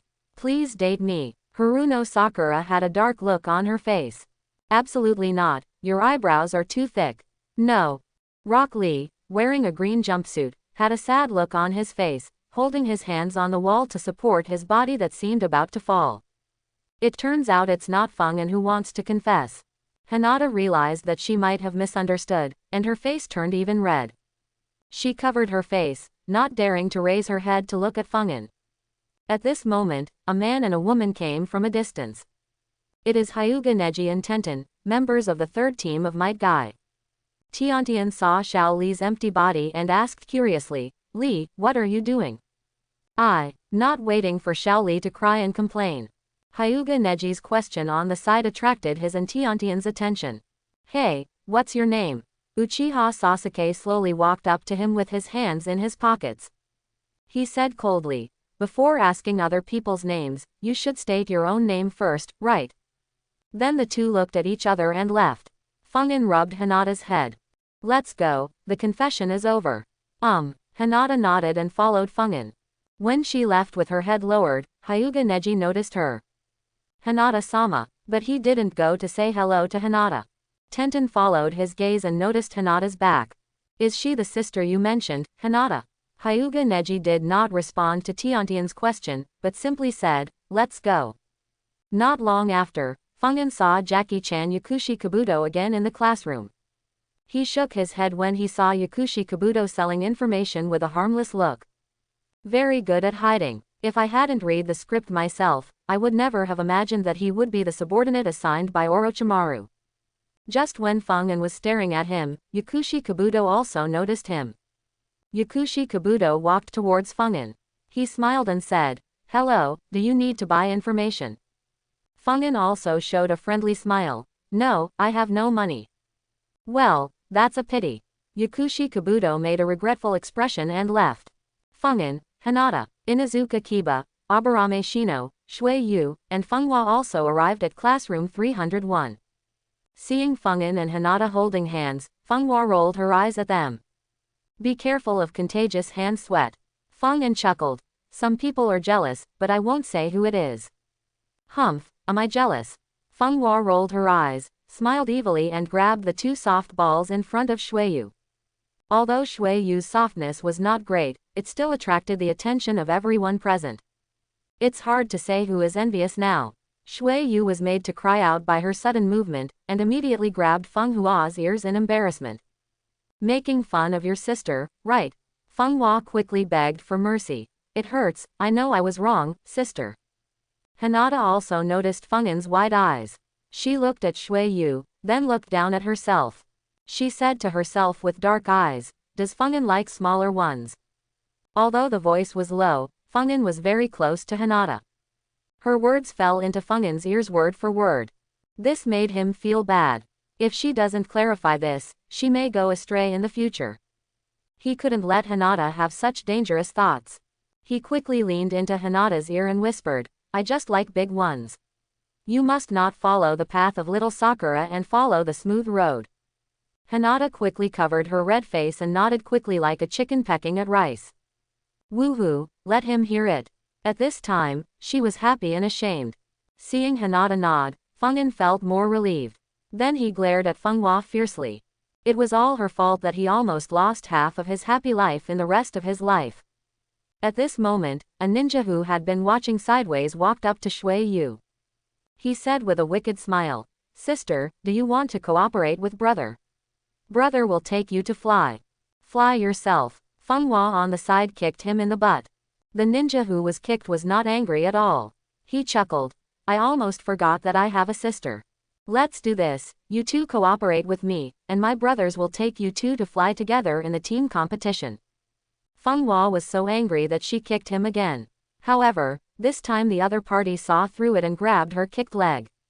Release. Shui Yu quickly took out a kunai and stabbed the ninja. The kunai was approaching his life gate, so he quickly let go of Fenghua and took a step back to avoid the attack. At this moment, he suddenly felt a pain in his butt. He grinned and grabbed the back of his butt. After catching him, he discovered that he had been bitten on the butt by a white dog. And that dog was Orochimaru.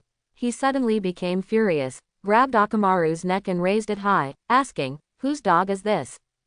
"Orochimaru, follow on." Inuzuka Kiba threw a soldier food pill at Orochimaru. After Orochimaru swallowed it in one gulp, his body suddenly grew several times larger, and the white hair on his body turned red. Orochimaru turned his head fiercely and bit at the ninja like a beast.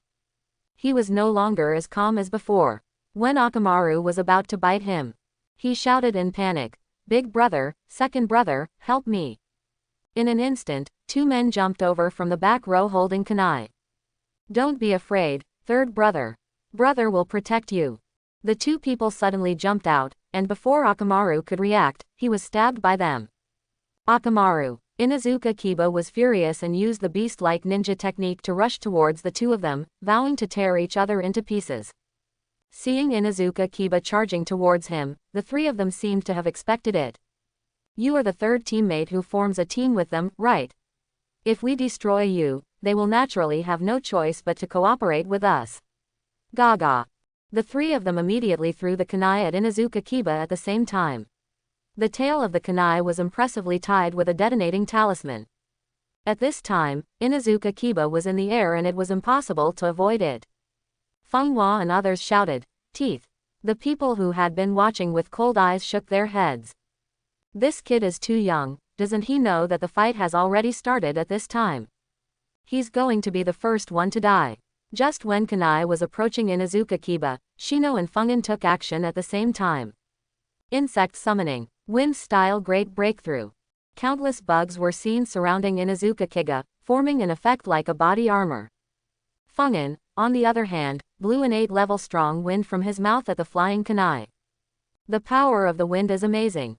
Even the kunai was blown away. The kunai with the detonating talisman flew backwards towards the three people just now. How can it be? The three of them were shocked. They found that they were also blown away by the strong wind, and they were slapped against the wall of the classroom so hard that they could not unbutton them. And the next second the detonating talisman exploded in front of them. Boom! After a burst of black smoke dissipated, several huge cracks appeared in the wall, and the three people lay motionless on the ground. It can be judged from the weak rise and fall of the three people's chests that they are still breathing. The people around him were so frightened that they hurriedly changed their seats, fearing that the wall would collapse soon. Seeing Shino and Feng'an come forward, Inuzuka Kiba was moved and shed a big nose. Feng'an. He rushed towards Feng'an with runny nose and tears. Feng'an decisively stepped away and sat back next to Hinata. He didn't want his big snot on him. Shino. Inuzuka Kiba pounced on Aburame Shino again, pounced on him, and ended up with a mouthful of bugs. And Shino had silently appeared on the other side. Everyone who was watching indifferently was shocked, thinking that they would avoid this person when they encountered him in the team competition. The noisy classroom suddenly became eerily quiet, but it didn't last long before the chatter gradually became louder. Everyone looked at him while corresponding with the genius who had recently become famous in Konoha.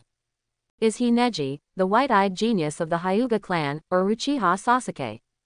How could he be the white-eyed genius Neji? You can tell he's not by looking at his eyes. Then he is Uchiha Sasuke, right? Everyone says that Uchiha Sasuke is very handsome, and today I saw him and he is as handsome as the rumors say. Silly, Uchiha Sasuke has black hair. Then who is he? How come such a powerful young generation of Konoha has never heard of this person? Hearing all the speculations from everyone, Fungin felt speechless. Especially the speculation that he is the king of forces Uchiha Sasuke. Am I that pretentious? The guess was too outrageous, but it was understandable. Those two guys were the only Konoha geniuses that people from outside the village had ever heard of. And most of them have never been seen before, so much so that they can still think of Fungin as Uchiha Sasuke. Hinata looked at Fungin's embarrassed look and chuckled. You're laughing at me, right? Fungin pinched Hinata's little nose. Hinata pouted and rubbed the bridge of her nose. Actually, I think you are even better than Brother Neji and the others. Fungin joked. Ah, Hinata is enlightened. She has learned how to flatter her. Hinata lowered her head and said a little helplessly, I'm serious. Fungin, thank you. Shui Yu on the side walked to her side and thanked Fungin. Just when Fungin was about to say it was okay, there was a bang on the classroom platform, attracting the attention of everyone in the class. As the smoke cleared, a group of ninjas appeared and stood on the podium. Hello everyone, I am the examiner of the first Chunin exam, Morino Ihiki. After everyone saw the menacing face of the man in black trench coat who was standing at the front, they all took a breath, and the noisy environment instantly became extremely quiet. As for Hinata and others, because Fungin told them in advance, they can accept it psychologically much better than others. This made Morino Hiki care about Hinata and others. It seems that this session is a bit interesting. After that, Morino Ihiki explained the rules of the examination, and then the examination rooms were divided, and the speechless ninja behind him led them to their respective classes for examination. Whenever he tells a rule, Hinata and others will look at Fungin in surprise. Because this cannot be said to be exactly the same as what Fungin said, it is basically very different. If Fungin wanted it, even Morino Hiki's movements and demeanor could tell it. But he still won't do such unnecessary things. Not long after explaining the rules, they all came to their assigned examination rooms. Fungin was quite lucky. He happened to be sitting in the corner of room 301 without changing classrooms. Hinata was right in front of him. At this time, Fungin's eyes were fixed on the yellow-haired Naruto next to Hinata. But now Hinata probably wouldn't lend the paper to Naruto to read. After all, the story between the two of them has been cut off by herself. Start handing out test papers. Fungin was also a little curious about what the test questions would be. As he read through it, he began to doubt his life. The first question, calculus. What does it mean when a good ninja test paper comes out with calculus? Not only did he have such doubts, but so did everyone else in the examination room. Isn't this ridiculous? Everyone rubbed their eyes in disbelief. Some people even put their eyes on it. Why do I recognize these words separately, but when they are put together, they feel so strange to me? I reviewed various ninjutsu principles and basic ninja literacy, but you didn't even take the test on a single question. Chirping sounds gradually filled the classroom. Morino Ihiki glanced fiercely at the candidates below. Quiet. Anyone who speaks again will be treated as cheating and 2 points will be deducted. Some of the dissatisfied people were about to say something, but when they looked up and saw the horrific scars on his face, they lowered their heads silently. As a ninja school graduate who is serious, studious and has excellent qualities, it is my basic quality not to refute teachers. As time goes by, more and more people slowly discover the true rules of the exam. One after another they transformed into gods. Especially a bandaged sound ninja who actually cheated by listening to the sounds. Even if the camera is pointed at his face, he is not guilty at all. Fungin lay on the table comfortably and watched everyone show off their magical powers. shaking his head from time to time. If he were to be the invigilator, at least 90% of the ninjas would be eliminated in the written examination. Konkuro's trick of having the puppet dress up as the invigilator left him speechless the most. He couldn't even remember the number of people. It's obvious that the examiners turned a blind eye. As long as you show cheating using various abilities, they won't catch you unless you copy hard. When he glanced at Naruto, he saw that he was in exactly the same state as when the test paper was handed out, dumbfounded. Fangin holds his forehead. Hasn't this idiot discovered the exam rules yet? At this time, Naruto was grabbing his hair, feeling extremely painful. Time passes minute by minute. It would be fine if I were eliminated alone, but I would also involve Sasuke and Sakura-chan. Oh, can I just cheat? Although Naruto was unwilling to do so, he decided to cheat after thinking that Sasuke and Sakura might be eliminated because of him. Fortunately, the person sitting next to me is Hinata, the top student. At this moment, he felt secretly happy, thankful that he had a top-notch exam master sitting next to him. This is settled. Naruto raised his head slightly and observed the examiner's eyes. Then, he squinted his eyes to the point where he could no longer slant them, and there was a faint sign of turning his eyes over, and then he felt safe. Humph, this way even the examiner can't say that I was peeking. I saw him facing forward, but his eyes could see Hinata's test paper. Nani? Naruto almost couldn't help but rolled his eyes, and quickly rubbed his sore eyes. He just saw that Hinata's test paper was completely blank, with not a single question written on it. I must have read it wrong. Naruto stole another glance, twice, 3 times. White roll. Don't Hinata know how to do it? Naruto suddenly felt desperate and knocked his head on the table.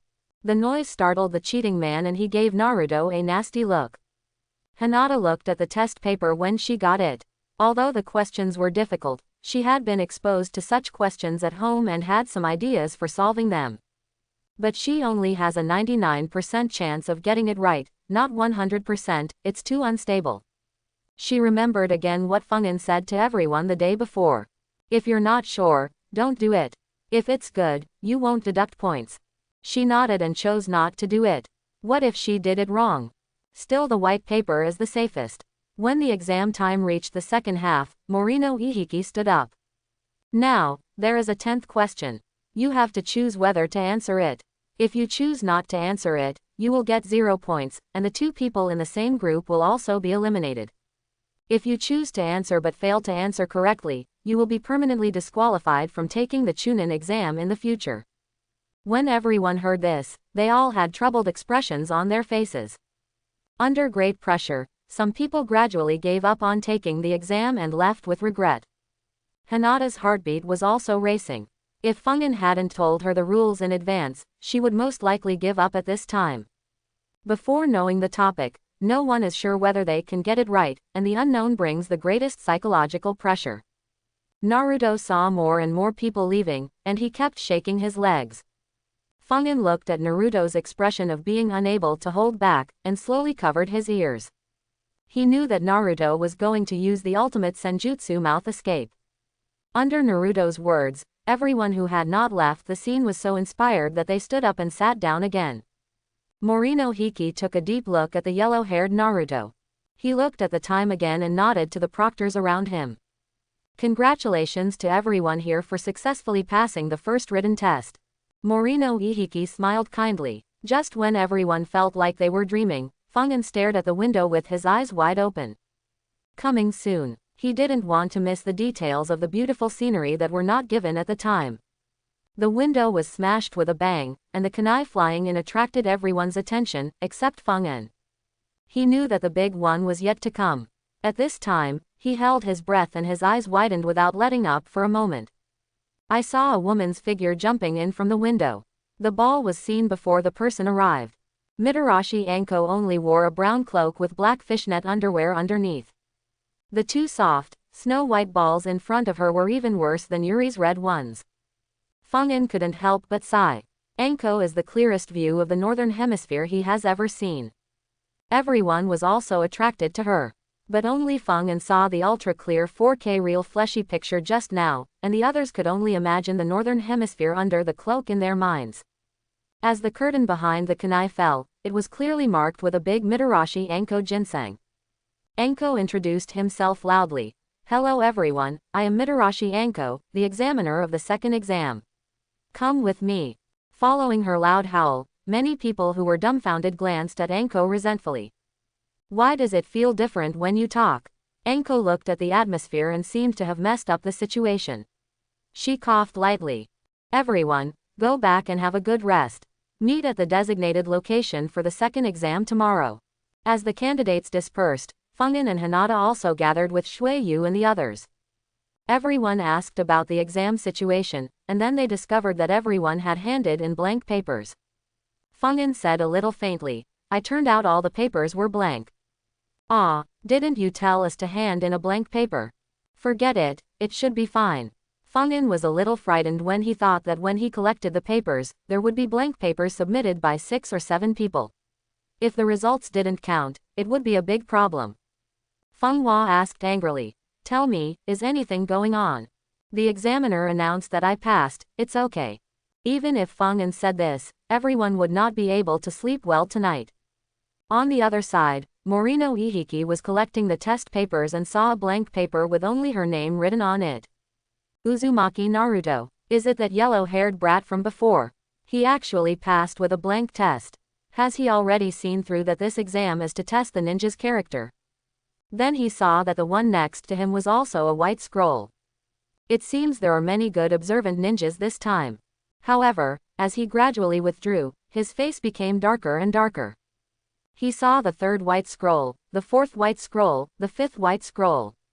This made him unable to remain calm anymore, and the curling movements in his hands became faster and faster. Then he slumped down in his seat, looking at the 7 blank scrolls in his hand and doubting himself. He murmured to himself, "Are there so many talented ninjas this time? Or is it that my answers to these questions are too low?" On the second day, there were much fewer ninjas gathered at the Death Forest venue than on the first day. Anko stood in front of everyone and said, "This is the Forest of Death. You will soon understand why this is called the Forest of Death." Slightly. Naruto imitated Anko's tone of voice. Whoosh! A kunai thrown by Anko flew down Naruto's cheek and cut off the hair of a grass ninja. It took a second before blood started to flow from Naruto's face. He stood there in a cold sweat. Anko appeared behind him instantly and wiped the blood from his face. At this time, the grass ninja also came behind Anko, wrapped his long tongue around the kunai and spit it to her. Kazuyasu immediately recognized him as Orochimaru. But Anko failed to see it, which puzzled him. Such a long tongue can't keep your memory fresh, right? Then Anko began to explain the content and rules of the second exam. Each team will be assigned one of the Heaven and Earth coiling scrolls, and then grab the scroll they don't have in their hands to correspond to the 2 scrolls of Heaven and Earth to achieve the clearance conditions. Afterwards, you can pass the level by going to the tower to hand over the mission. If you lose your teammates or the team is unable to move, you will be eliminated. Compared with the first written test, the second test is much more dangerous, as both life and death certificates are signed. Soon each team was handed out their own scrolls. Before entering the Forest of Death, Fungin told everyone, "If you see the Kusanagi ninja just now and the Sand Shinobi ninja Gaara with the word, 'love,' carved on his head, just stay away." Because the first round was passed effortlessly, everyone believed in Fungin's instructions this time. Everyone nodded and took it to heart. Fungin must have a reason for saying that. All teams enter from various entrances. This also avoids starting a battle before you get to the depths. Fungin, Shuiyu, and Fenghua entered the Death Forest from entrance No. 7. After entering the venue, Fungin led the 2 of them deeper into the area and found a corner where no one was around to lie down and rest. Shuiyu and Fenghua looked at each other, wondering what he was doing. "Fungin, why don't we go grab the scroll?" Fungin lay in the shade with his eyes closed, and said calmly, "Rest first, don't worry." Everyone was full of energy on the first day, and it was very inefficient to grab the scrolls at this time. Although Shuiyu and the 2 wanted to snatch the scroll, the eldest brother in the team said they were going to rest. What could they do? They can't just run around and pick up the leaks. Have a rest. After Shuiyu figured it out, she leaned against Fungin and lay down to rest. Feng Hua looked at her sister lying down like Feng'an, which made her look confused. The two of them are really messing around with each other, right? Then I'll do it too. Feng Hua sat angrily not far from the two of them. She's not going either, let's just mess around together. On the other side, after Hinata and the other three entered the Forest of Death, Inuzuka Kiba shouted that he wanted to find other teams to compete with each other. Let's go find the team and fight. Looking at the energetic Inuzuka Kiba, both Shino and Hinata said. Neither of the two people in the team liked to talk, so Inuzuka Kiba naturally took on the responsibility of the team leader. Of course, there is no team leader in the team, he just calls himself one. He had long wanted to be the team leader, but Feng'an was there before and he couldn't beat Feng'an, so he had to give up. Since you agree, let's set off in that direction. Inuzuka Kiba led the two of them not far away when they spotted a boy with short red hair holding an umbrella in the black rain. It's strange, why is it raining only there? Sniff. Inuzuka Kiba's nose suddenly smelled the extremely unpleasant and pungent smell of blood. His expression suddenly changed. He leaned down and hid behind the grass. At this time, Hinata and Shino came over from behind. Tooth, what's wrong with you? Hinata asked as she saw Inuzuka Kiba huddled behind the grass. Shish. Inuzuka Kiba quickly silenced the two of them. Roll your eyes. After squatting down, the moment Hinata opened her eyes, she saw that the red-haired boy holding the umbrella was surrounded by broken limbs. The rain falling from the sky was also the blood of those people. At this time, I looked up and found the word, love, engraved on the other person's forehead. He is none other than Gaara, the Sand Shinobi Ninja Kaiden mentioned.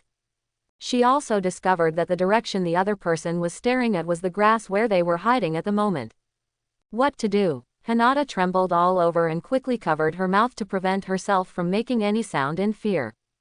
Inuzuka Kiba sensed something was wrong and asked quietly, Hinata, what did you see? Hinata said with a chill. Feng'an, it's the Sand Shinobi Ninja Gaara with the word, love, that Feng'an mentioned. He killed all three people in a certain team. And now he is staring at our grass. Inuzuka Kiba's eyelids twitched. This means that the extremely strong smell of blood he just smelled was his fault. The three of them were as pale as paper and hid behind the bushes motionless. Although Inuzuka Kiba thought about dying, this was the first time he had truly faced death, and the death was extremely tragic. Feng'an said they could escape, but their bodies seemed unable to do so. Just as Hinata stared at Gaara's movements with her white eyes, two ninjas appeared next to him. One of the yellow-haired women with 4 Naruto hairstyles on her head said to Gaara. Let's go, Gaara. Gaara stared at the grass, paused for a second, then turned around and followed the two ninjas. Hinata kept rolling her eyes as she watched the other person walk a kilometer away. Inuzuka Kiba asked softly, is he gone? Hinata nodded. At this time, the three of them were relieved, and some color gradually returned to their faces. Inuzuka Kiba's passion was extinguished in the black rain created by Gaara. He asked coquettishly, how about we find a place to rest first? Good. After hearing Inuzuka Kiba's suggestion, Hinata and the two agreed. The scene just now cast a big shadow on the three of them. On the other side, the three members of the brave team who were resting were also awakened by screams from time to time around them. Feng'an sat up angrily. He shouted, don't let anyone sleep anymore. Feng Hua gave him a contemptuous look. You are the only one taking a nap in the Forest of Death. Shui Yu on the side was woken up by Feng'an's voice and rubbed her eyes. What happened? Feng Hua looked at her sister, held her forehead and shook her head.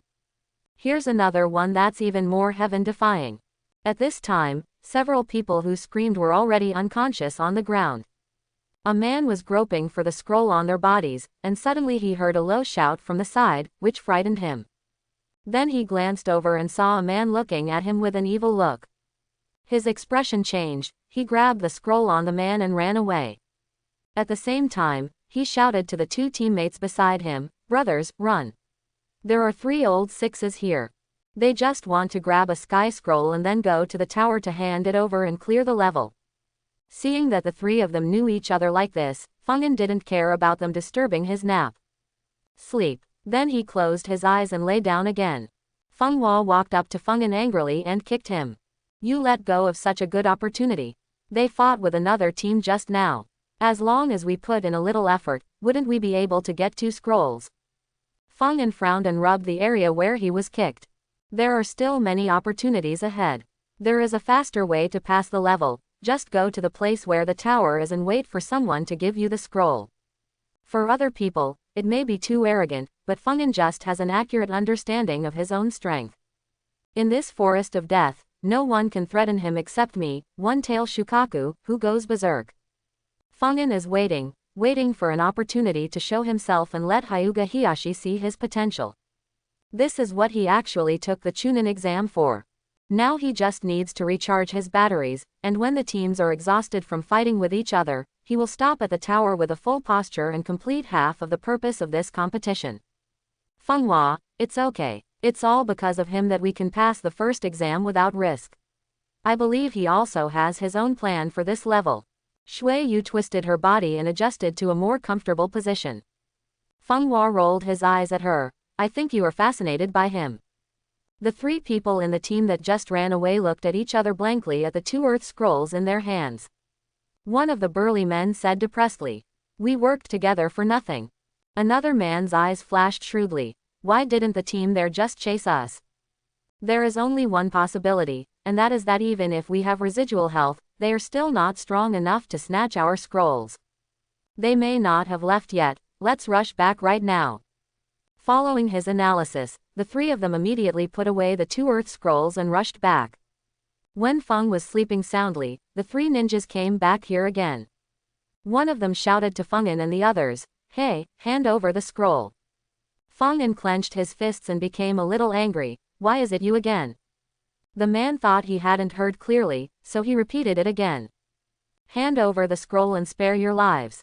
Feng An stood up, patted his butt, and said with cold eyes, hand over the scroll and spare your lives. The man's face darkened. Are all the brats today so arrogant? Don't talk nonsense to them, I just say just do it. The burly man behind him suddenly threw out several shurikens, and he rushed towards Feng An at extremely fast speeds. Feng An raised his hand and knocked away the thrown shuriken. In a flash, he suddenly appeared in front of the man. Nani, what a speed! The burly man's expression changed, and he quickly waved a kunai towards Feng An in front of him. However, his speed was too slow. Before he could touch Feng An, he was punched in the abdomen. The power was so great that the man immediately rolled his eyes and fainted. Knocked down with just one punch. The eyes of the 2 men behind him twitched. One of the men, who was a little thin, asked tremblingly, brother, what should we do? Although the other man was sweating coldly, he looked calm at this time. Don't be afraid, he may be the type of person who specializes in physical arts. I have a very powerful secret method here, but it takes time to activate. You go and hold him down. As long as you can hold him back for 5 seconds, I can kill him with one hand. This. The thin man was very nervous and his legs could not stop shaking. He was the man who was frightened by Feng An when he was flipping through the scrolls. Seeing that he was still hesitating, another man put his hand on his shoulder, determination written on his face. Brother, do you believe me? It's not that I don't believe you, I don't believe I can survive 5 seconds. Feng An kicked the fainting burly man aside. Looking at the 2 of them, he said with disgust. Bring the scroll. The thin man patted his cheek hard and shouted, I'll fight. Brother, you must defeat him. Let us through the level. The thin man picked up the kunai and rushed towards Feng An. Just when he had rushed 2 meters, his left foot stumbled with his right foot and he fell to the ground with a thud. Quote. Feng An glanced at Shui Yu and said, are there people in the ninja world who are into porcelain? Shui Yu shook her head. I don't know. Feng An looked at the thin man lying motionless on the ground. Hello. He walked over cautiously, and then he noticed a pool of blood under the thin man. Feng An turned him over, his expression stunned. The thin man actually stabbed himself to death with the kunai in his hand. Aren't you 2 of the same scroll? If you share one with me, it's over. You have to live or die. Feng An felt very puzzled. The last man standing suddenly opened his eyes. He seemed to have used some secret technique, and his whole body had grown stronger, with veins popping out wherever the skin was visible on his body. As his muscles expanded, his body swelled more and more, and growth cracks appeared. After the physical transformation was completed, the man's figure suddenly transformed into a 2-meter-tall muscular man. The man smiled excitedly and said, "Haha, it's successful, it's finally successful. Brother, let me help you." Just when he looked up and saw the figure in front of Feng An, his eyes suddenly turned red and he yelled angrily, "Brother! Okay, how dare you kill my brother?" Feng An glanced at him and explained, "He fell to death by himself." You see, the kunai was also held in his own hand. Fart, how could he commit suicide? The man's leg muscles suddenly exerted force and he jumped up. With his exertion, 2 large pits appeared on the ground. He shouted angrily and punched Feng An. Suffer death. This is a secret technique taught by his master. Using chakra to impact acupuncture points on the human body can stimulate dozens of times the power in a short period of time. The power contained in his punch was enough to seriously injure Chunin with one punch. The little genin will only die under his raging punches. Bang! There was a loud noise, and the man's fist as big as half a man struck Feng An's body. He instantly flew several meters away and hit a thick tree behind him, making a deep hole before he came to a stop. Feng An, Feng Hua and Shuiyu's faces turned pale. The huge man shouted with tears of joy, "Brother, I have avenged you." "What's the point of revenge? I told you that he fell to death by himself." Feng An's voice came from the hole in the big tree. Feng Hua was overjoyed. "Feng An, you're okay. I saw him jumping out of the pothole and moving his shoulder and waist joints. No wonder it's okay, it almost broke me apart." He did not dodge the man's attack at all because he wanted to see what state his body had reached now with the blessing of cell activation. His body was really tough, and even such powerful and swift attacks couldn't hurt him at all. But the powerful impact of the man's fist still knocked him far away. "How can you be okay?" The man's eyes widened and he roared. Feng An did not answer his question. Instead, he looked at the man and asked, "Is your secret technique a variant of 8 inner gates?" "No matter what 8 gate, if one punch isn't enough, just 2 punches." Veins popped up on the man's face, his whole body roared, and chakra burst out from his body. He gathered all the chakra in his body on his right fist. This time the power on the fist was several times stronger than before. When Feng An saw this, he was still calm. Possessing the power of yin and yang, he could feel the life force draining rapidly from the man's body. He had already seen that the man was at the end of his strength, and he would explode and die regardless of whether he punched it or not. "Your brother really doesn't care about my business," Feng An then shook his head and sighed. "Forget it, I'm too lazy to say it. You won't listen anyway." He mobilized the yin and yang power in his body that was as big as a table tennis ball and gathered it at his throat. If he had mastered the creative ability of the power of yin and yang, he might have tried to save the man's life, but unfortunately he had only mastered the ability of destruction for the time being. The man's face, which had been condensed, instantly became haggard. "Suffer death." He swung his right fist with all his strength and attacked Feng An again. Fire-style Great Fireball technique. The opponent was so fast that Feng An had no time to form the seal, so he had no choice but to stop pretending and just put up the yin seal. Suddenly, a small fireball containing the power of yin and yang rushed towards the man.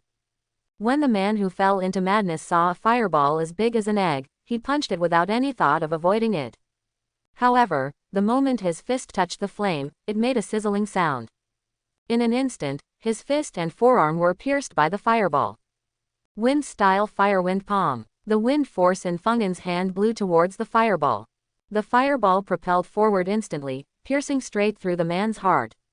Suddenly, the man's body shrank rapidly and soon turned into a shriveled corpse. He just died like that. Feng Hua and Shuiyu were stunned.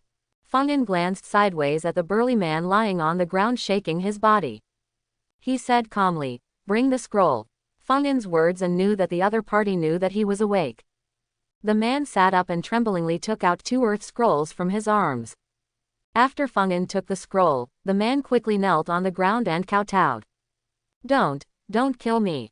He saw everything about the fight between Feng An and his companions just now.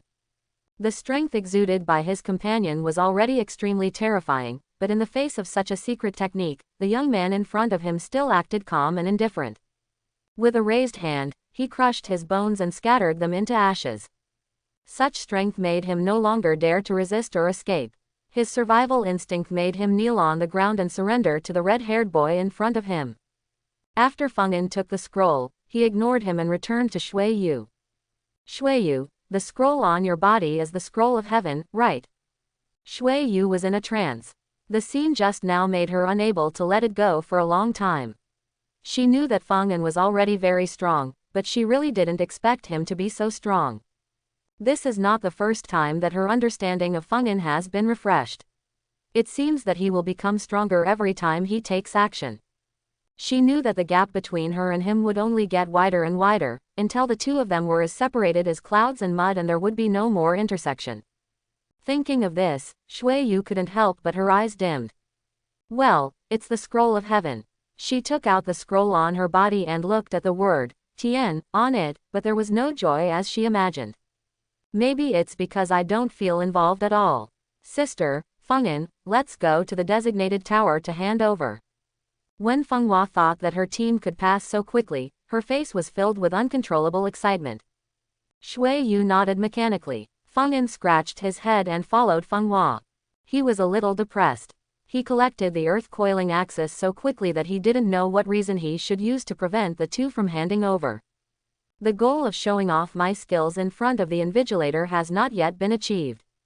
On the other side, the burly man was kneeling on the ground and shivering. After realizing that Feng Yin and others had completely left, he turned to his side and lay on the ground. He has killed two of my teammates, why didn't he kill me alone? Am I so weak that he doesn't even bother to take action? The burly man just smiled bitterly, not feeling a trace of unwillingness at all, but instead mixed with happiness. Be glad that you are weak. As Feng Yin and the other three slowly advanced toward the location of the tower, the sounds of fighting and the collision of shurikens could be heard in their ears. Feng Hua, who was walking in front, immediately saw several people fighting in front. She quickly signaled to lower herself. There seems to be another team fighting in front, let's go around carefully. Shui Yu walked forward with her body lowered, and suddenly her eyes widened, and she turned back to look at Feng Yin. It's the Kusanagi ninja you mentioned who is fighting the others. Hearing this, Feng Yin's eyes gradually brightened. Didn't the opportunity for performance just come to you? Shui Yu saw that his eyes seemed to be sparkling and his expression was strange. Didn't you tell us to run away when we saw her? Why do you look so excited? Feng Yin said calmly. Just because I told you to run doesn't mean that I will run too. Feng Hua at the front gave him a blank look and muttered softly.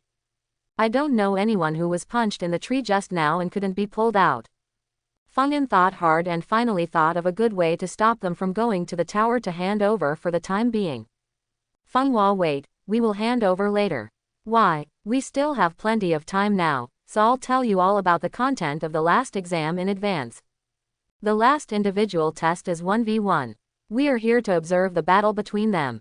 It is a great opportunity to accumulate practical experience. Feng Hua and Shui Yu glanced at each other, then revealed their thoughts. To be honest, if the last game is really 1v1, Shui Yu only feels that it is even more meaningless to watch the game here. Because she knows that her chances of winning 1v1 are extremely low. I also can. After Shui Yu expressed her stance, she looked at Feng Hua and asked her to decide whether to stay or go. Feng Hua is much stronger than Shui Yu. If you really want to go 1v1, as long as you don't encounter those with names, you still have a good chance of winning. After hesitating for a moment, she nodded. Then let's hide and take a look. Seeing that Feng Hua also agreed to stay, Feng Yin felt happy. This is one step closer to completing his goal of this trip. In front of them, Orochimaru and the three members of Team 7 were already fighting fiercely. No, it should be said that it was with the two people from Class 7. The pink-haired little Sakura just stood back worriedly calling Naruto and Sasuke. When Feng Hua and Shui Yu saw little Sakura's performance, they immediately thought of themselves. Aren't these the two of them? The two of them couldn't help but blush. The battle in front of us has reached a stalemate. Wait a minute, Sasuke took out the scroll from his backpack with a sullen face. If you want the scroll, here it is. Naruto and Sakura were confused when they saw Sasuke's behavior. Naruto asked loudly, you gave the scroll to the enemy, what do you want to do? Sasuke glanced at Naruto and threw the scroll towards Orochimaru. While the scroll was flying, Naruto gritted his teeth and quickly jumped up, intercepting the scroll in the air. Sasuke said solemnly, "Naruto, please stay out of the way." Boom! Naruto punched Sasuke away. He whispered with a gloomy face, "You were really a fake, right?" Sasuke wiped the blood from the corner of his mouth. "Idiot. What are you talking about? I mean it. The real Sasuke is not a coward like you. Do you think she will let us go if we hand over the scroll?" Orochimaru, who was quietly watching their argument, stood up slowly, raised the corners of his mouth, and looked at the two of them playfully. "Naruto, congratulations on the correct answer. Scrolls and stuff, just wait until I kill you and then take them back." "Hateful," Naruto roared and charged at Orochimaru. Orochimaru lifted up his sleeves, bit his finger and drew a bloody mark on his arm. He calmly formed a seal with his hands. Summoning technique. A giant brown snake appeared from under his feet in an instant, and with a sweep of its tail, Naruto was swatted away. Feng Hua's pupils dilated while watching the battle. What a huge snake! How could there be such a disgusting summoning beast? Feng Yin glanced at Feng Hua from the corner of his eye. Is this disgusting? If Summoningmon saw a toad, wouldn't it even spit out yesterday's meal? After swatting Naruto away, Orochimaru stuck out his long tongue and controlled the giant snake under his feet to hit Uchiha Sasuke. At this time, Sasuke was still immersed in invincible fear, trembling all over and unable to react.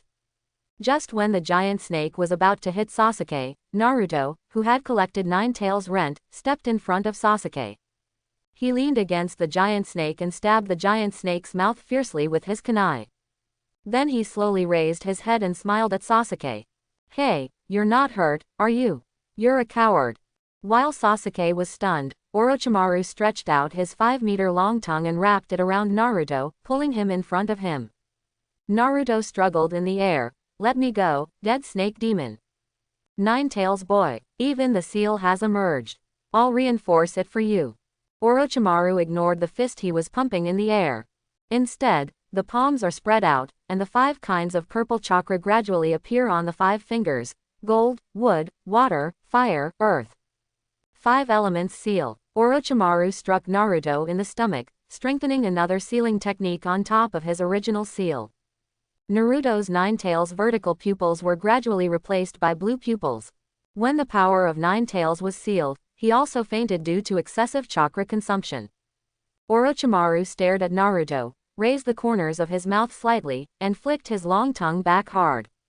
The fainted Naruto was like a broken kite, hitting the tree trunk and falling downwards. Naruto. Little Sakura quickly threw a kunai, which accurately penetrated Naruto's clothes and pinned him to the tree.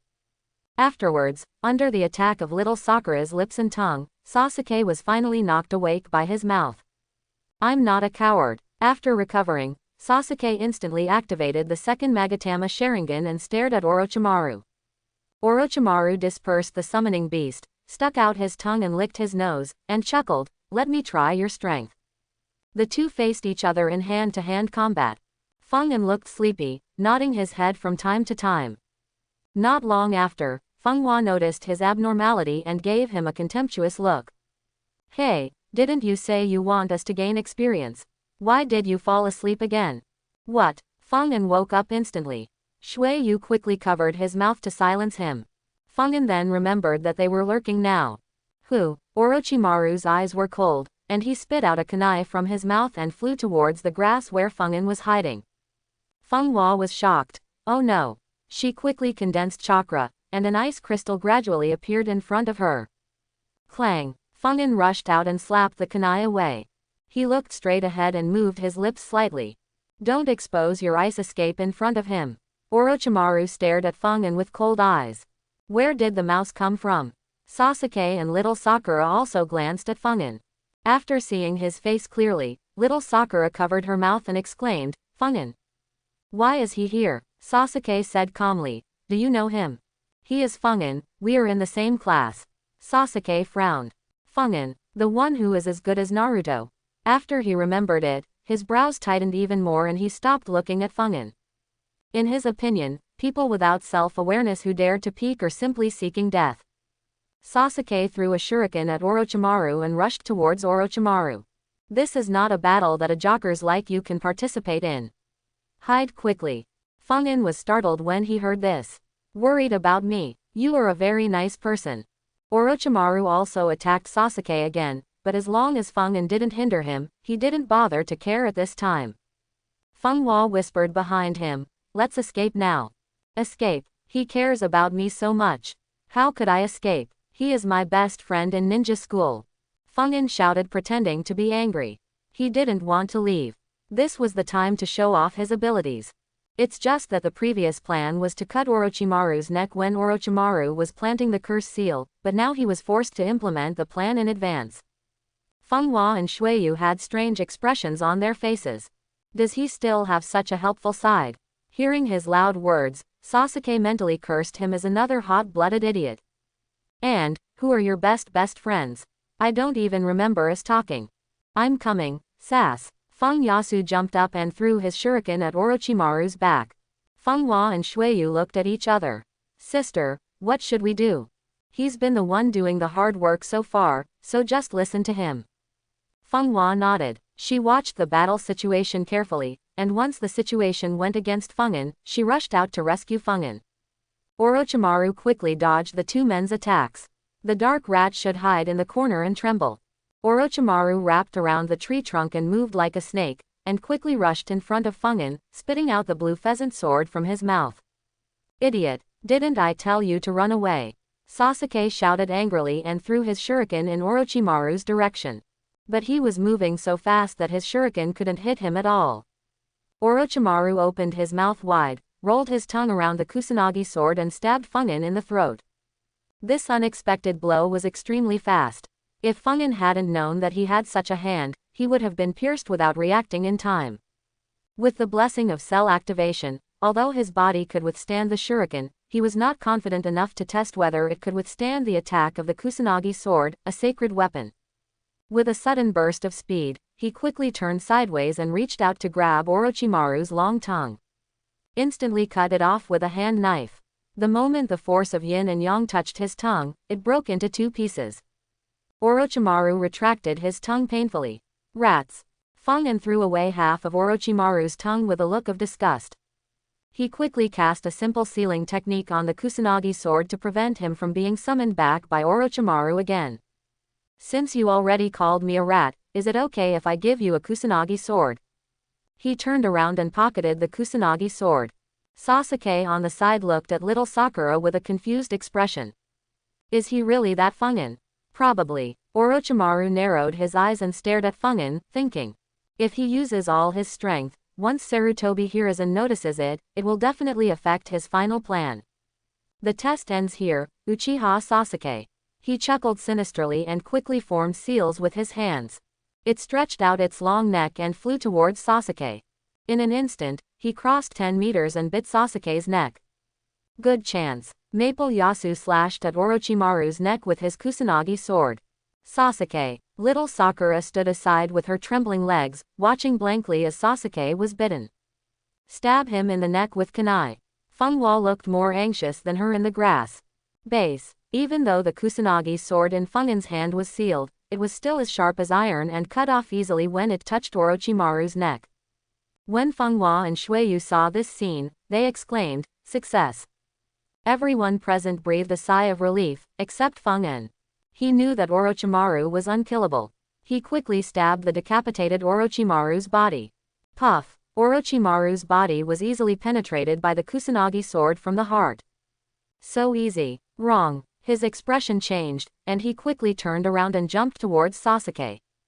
At this time, Orochimaru had already planted a curse seal, licked Sasuke's neck, and instantly another body emerged from his mouth.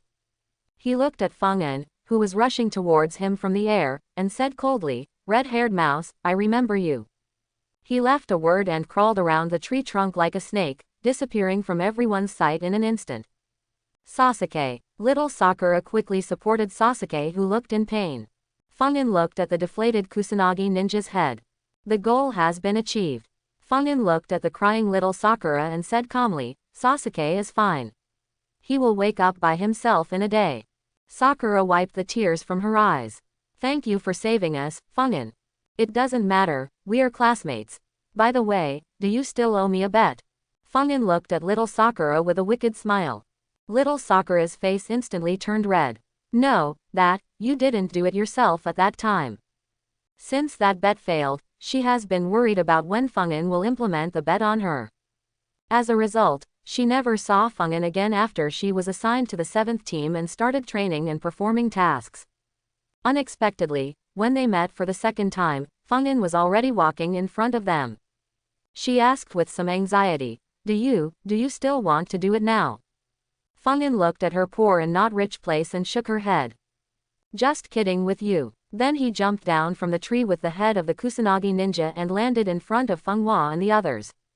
Ah, how disgusting. What are you doing with her head? What are you talking about? Fungin glared at her. Don't talk if you can't speak. Shui Yu, you have to educate her well. Her mind is full of rubbish. Question mark. What is he saying? Shui Yu nodded sarcastically. Although I don't know what he is talking about, Fungin must have a reason for saying this. Then Fungin waved to little Sakura. Shui Yu and Feng Hua followed Fungin. Little Sakura held Sasuke in her arms, staring blankly at Fung'an's retreating back, murmuring to herself. Just like the last time we said goodbye at school, when will the next time we meet again? Several hours passed. Hey, how long are you going to hold her head on, you pervert? Feng Hua frowned and asked, covering her nose. Fungin didn't explain anything. He didn't want to hold a dead man's head all the time, but he had to find Mitarashi Anko. Shui Yu and Feng Hua didn't know what he was going to do, so they could only follow him. Hand over the scroll. On the way the three of them were moving forward, 3 ninjas from Rain Shinobi village suddenly jumped out and blocked the way. Fungin stopped and glanced at the 3 people blocking the road, and said in annoyance. What are you doing again? Of course I hand over the scroll and let you go.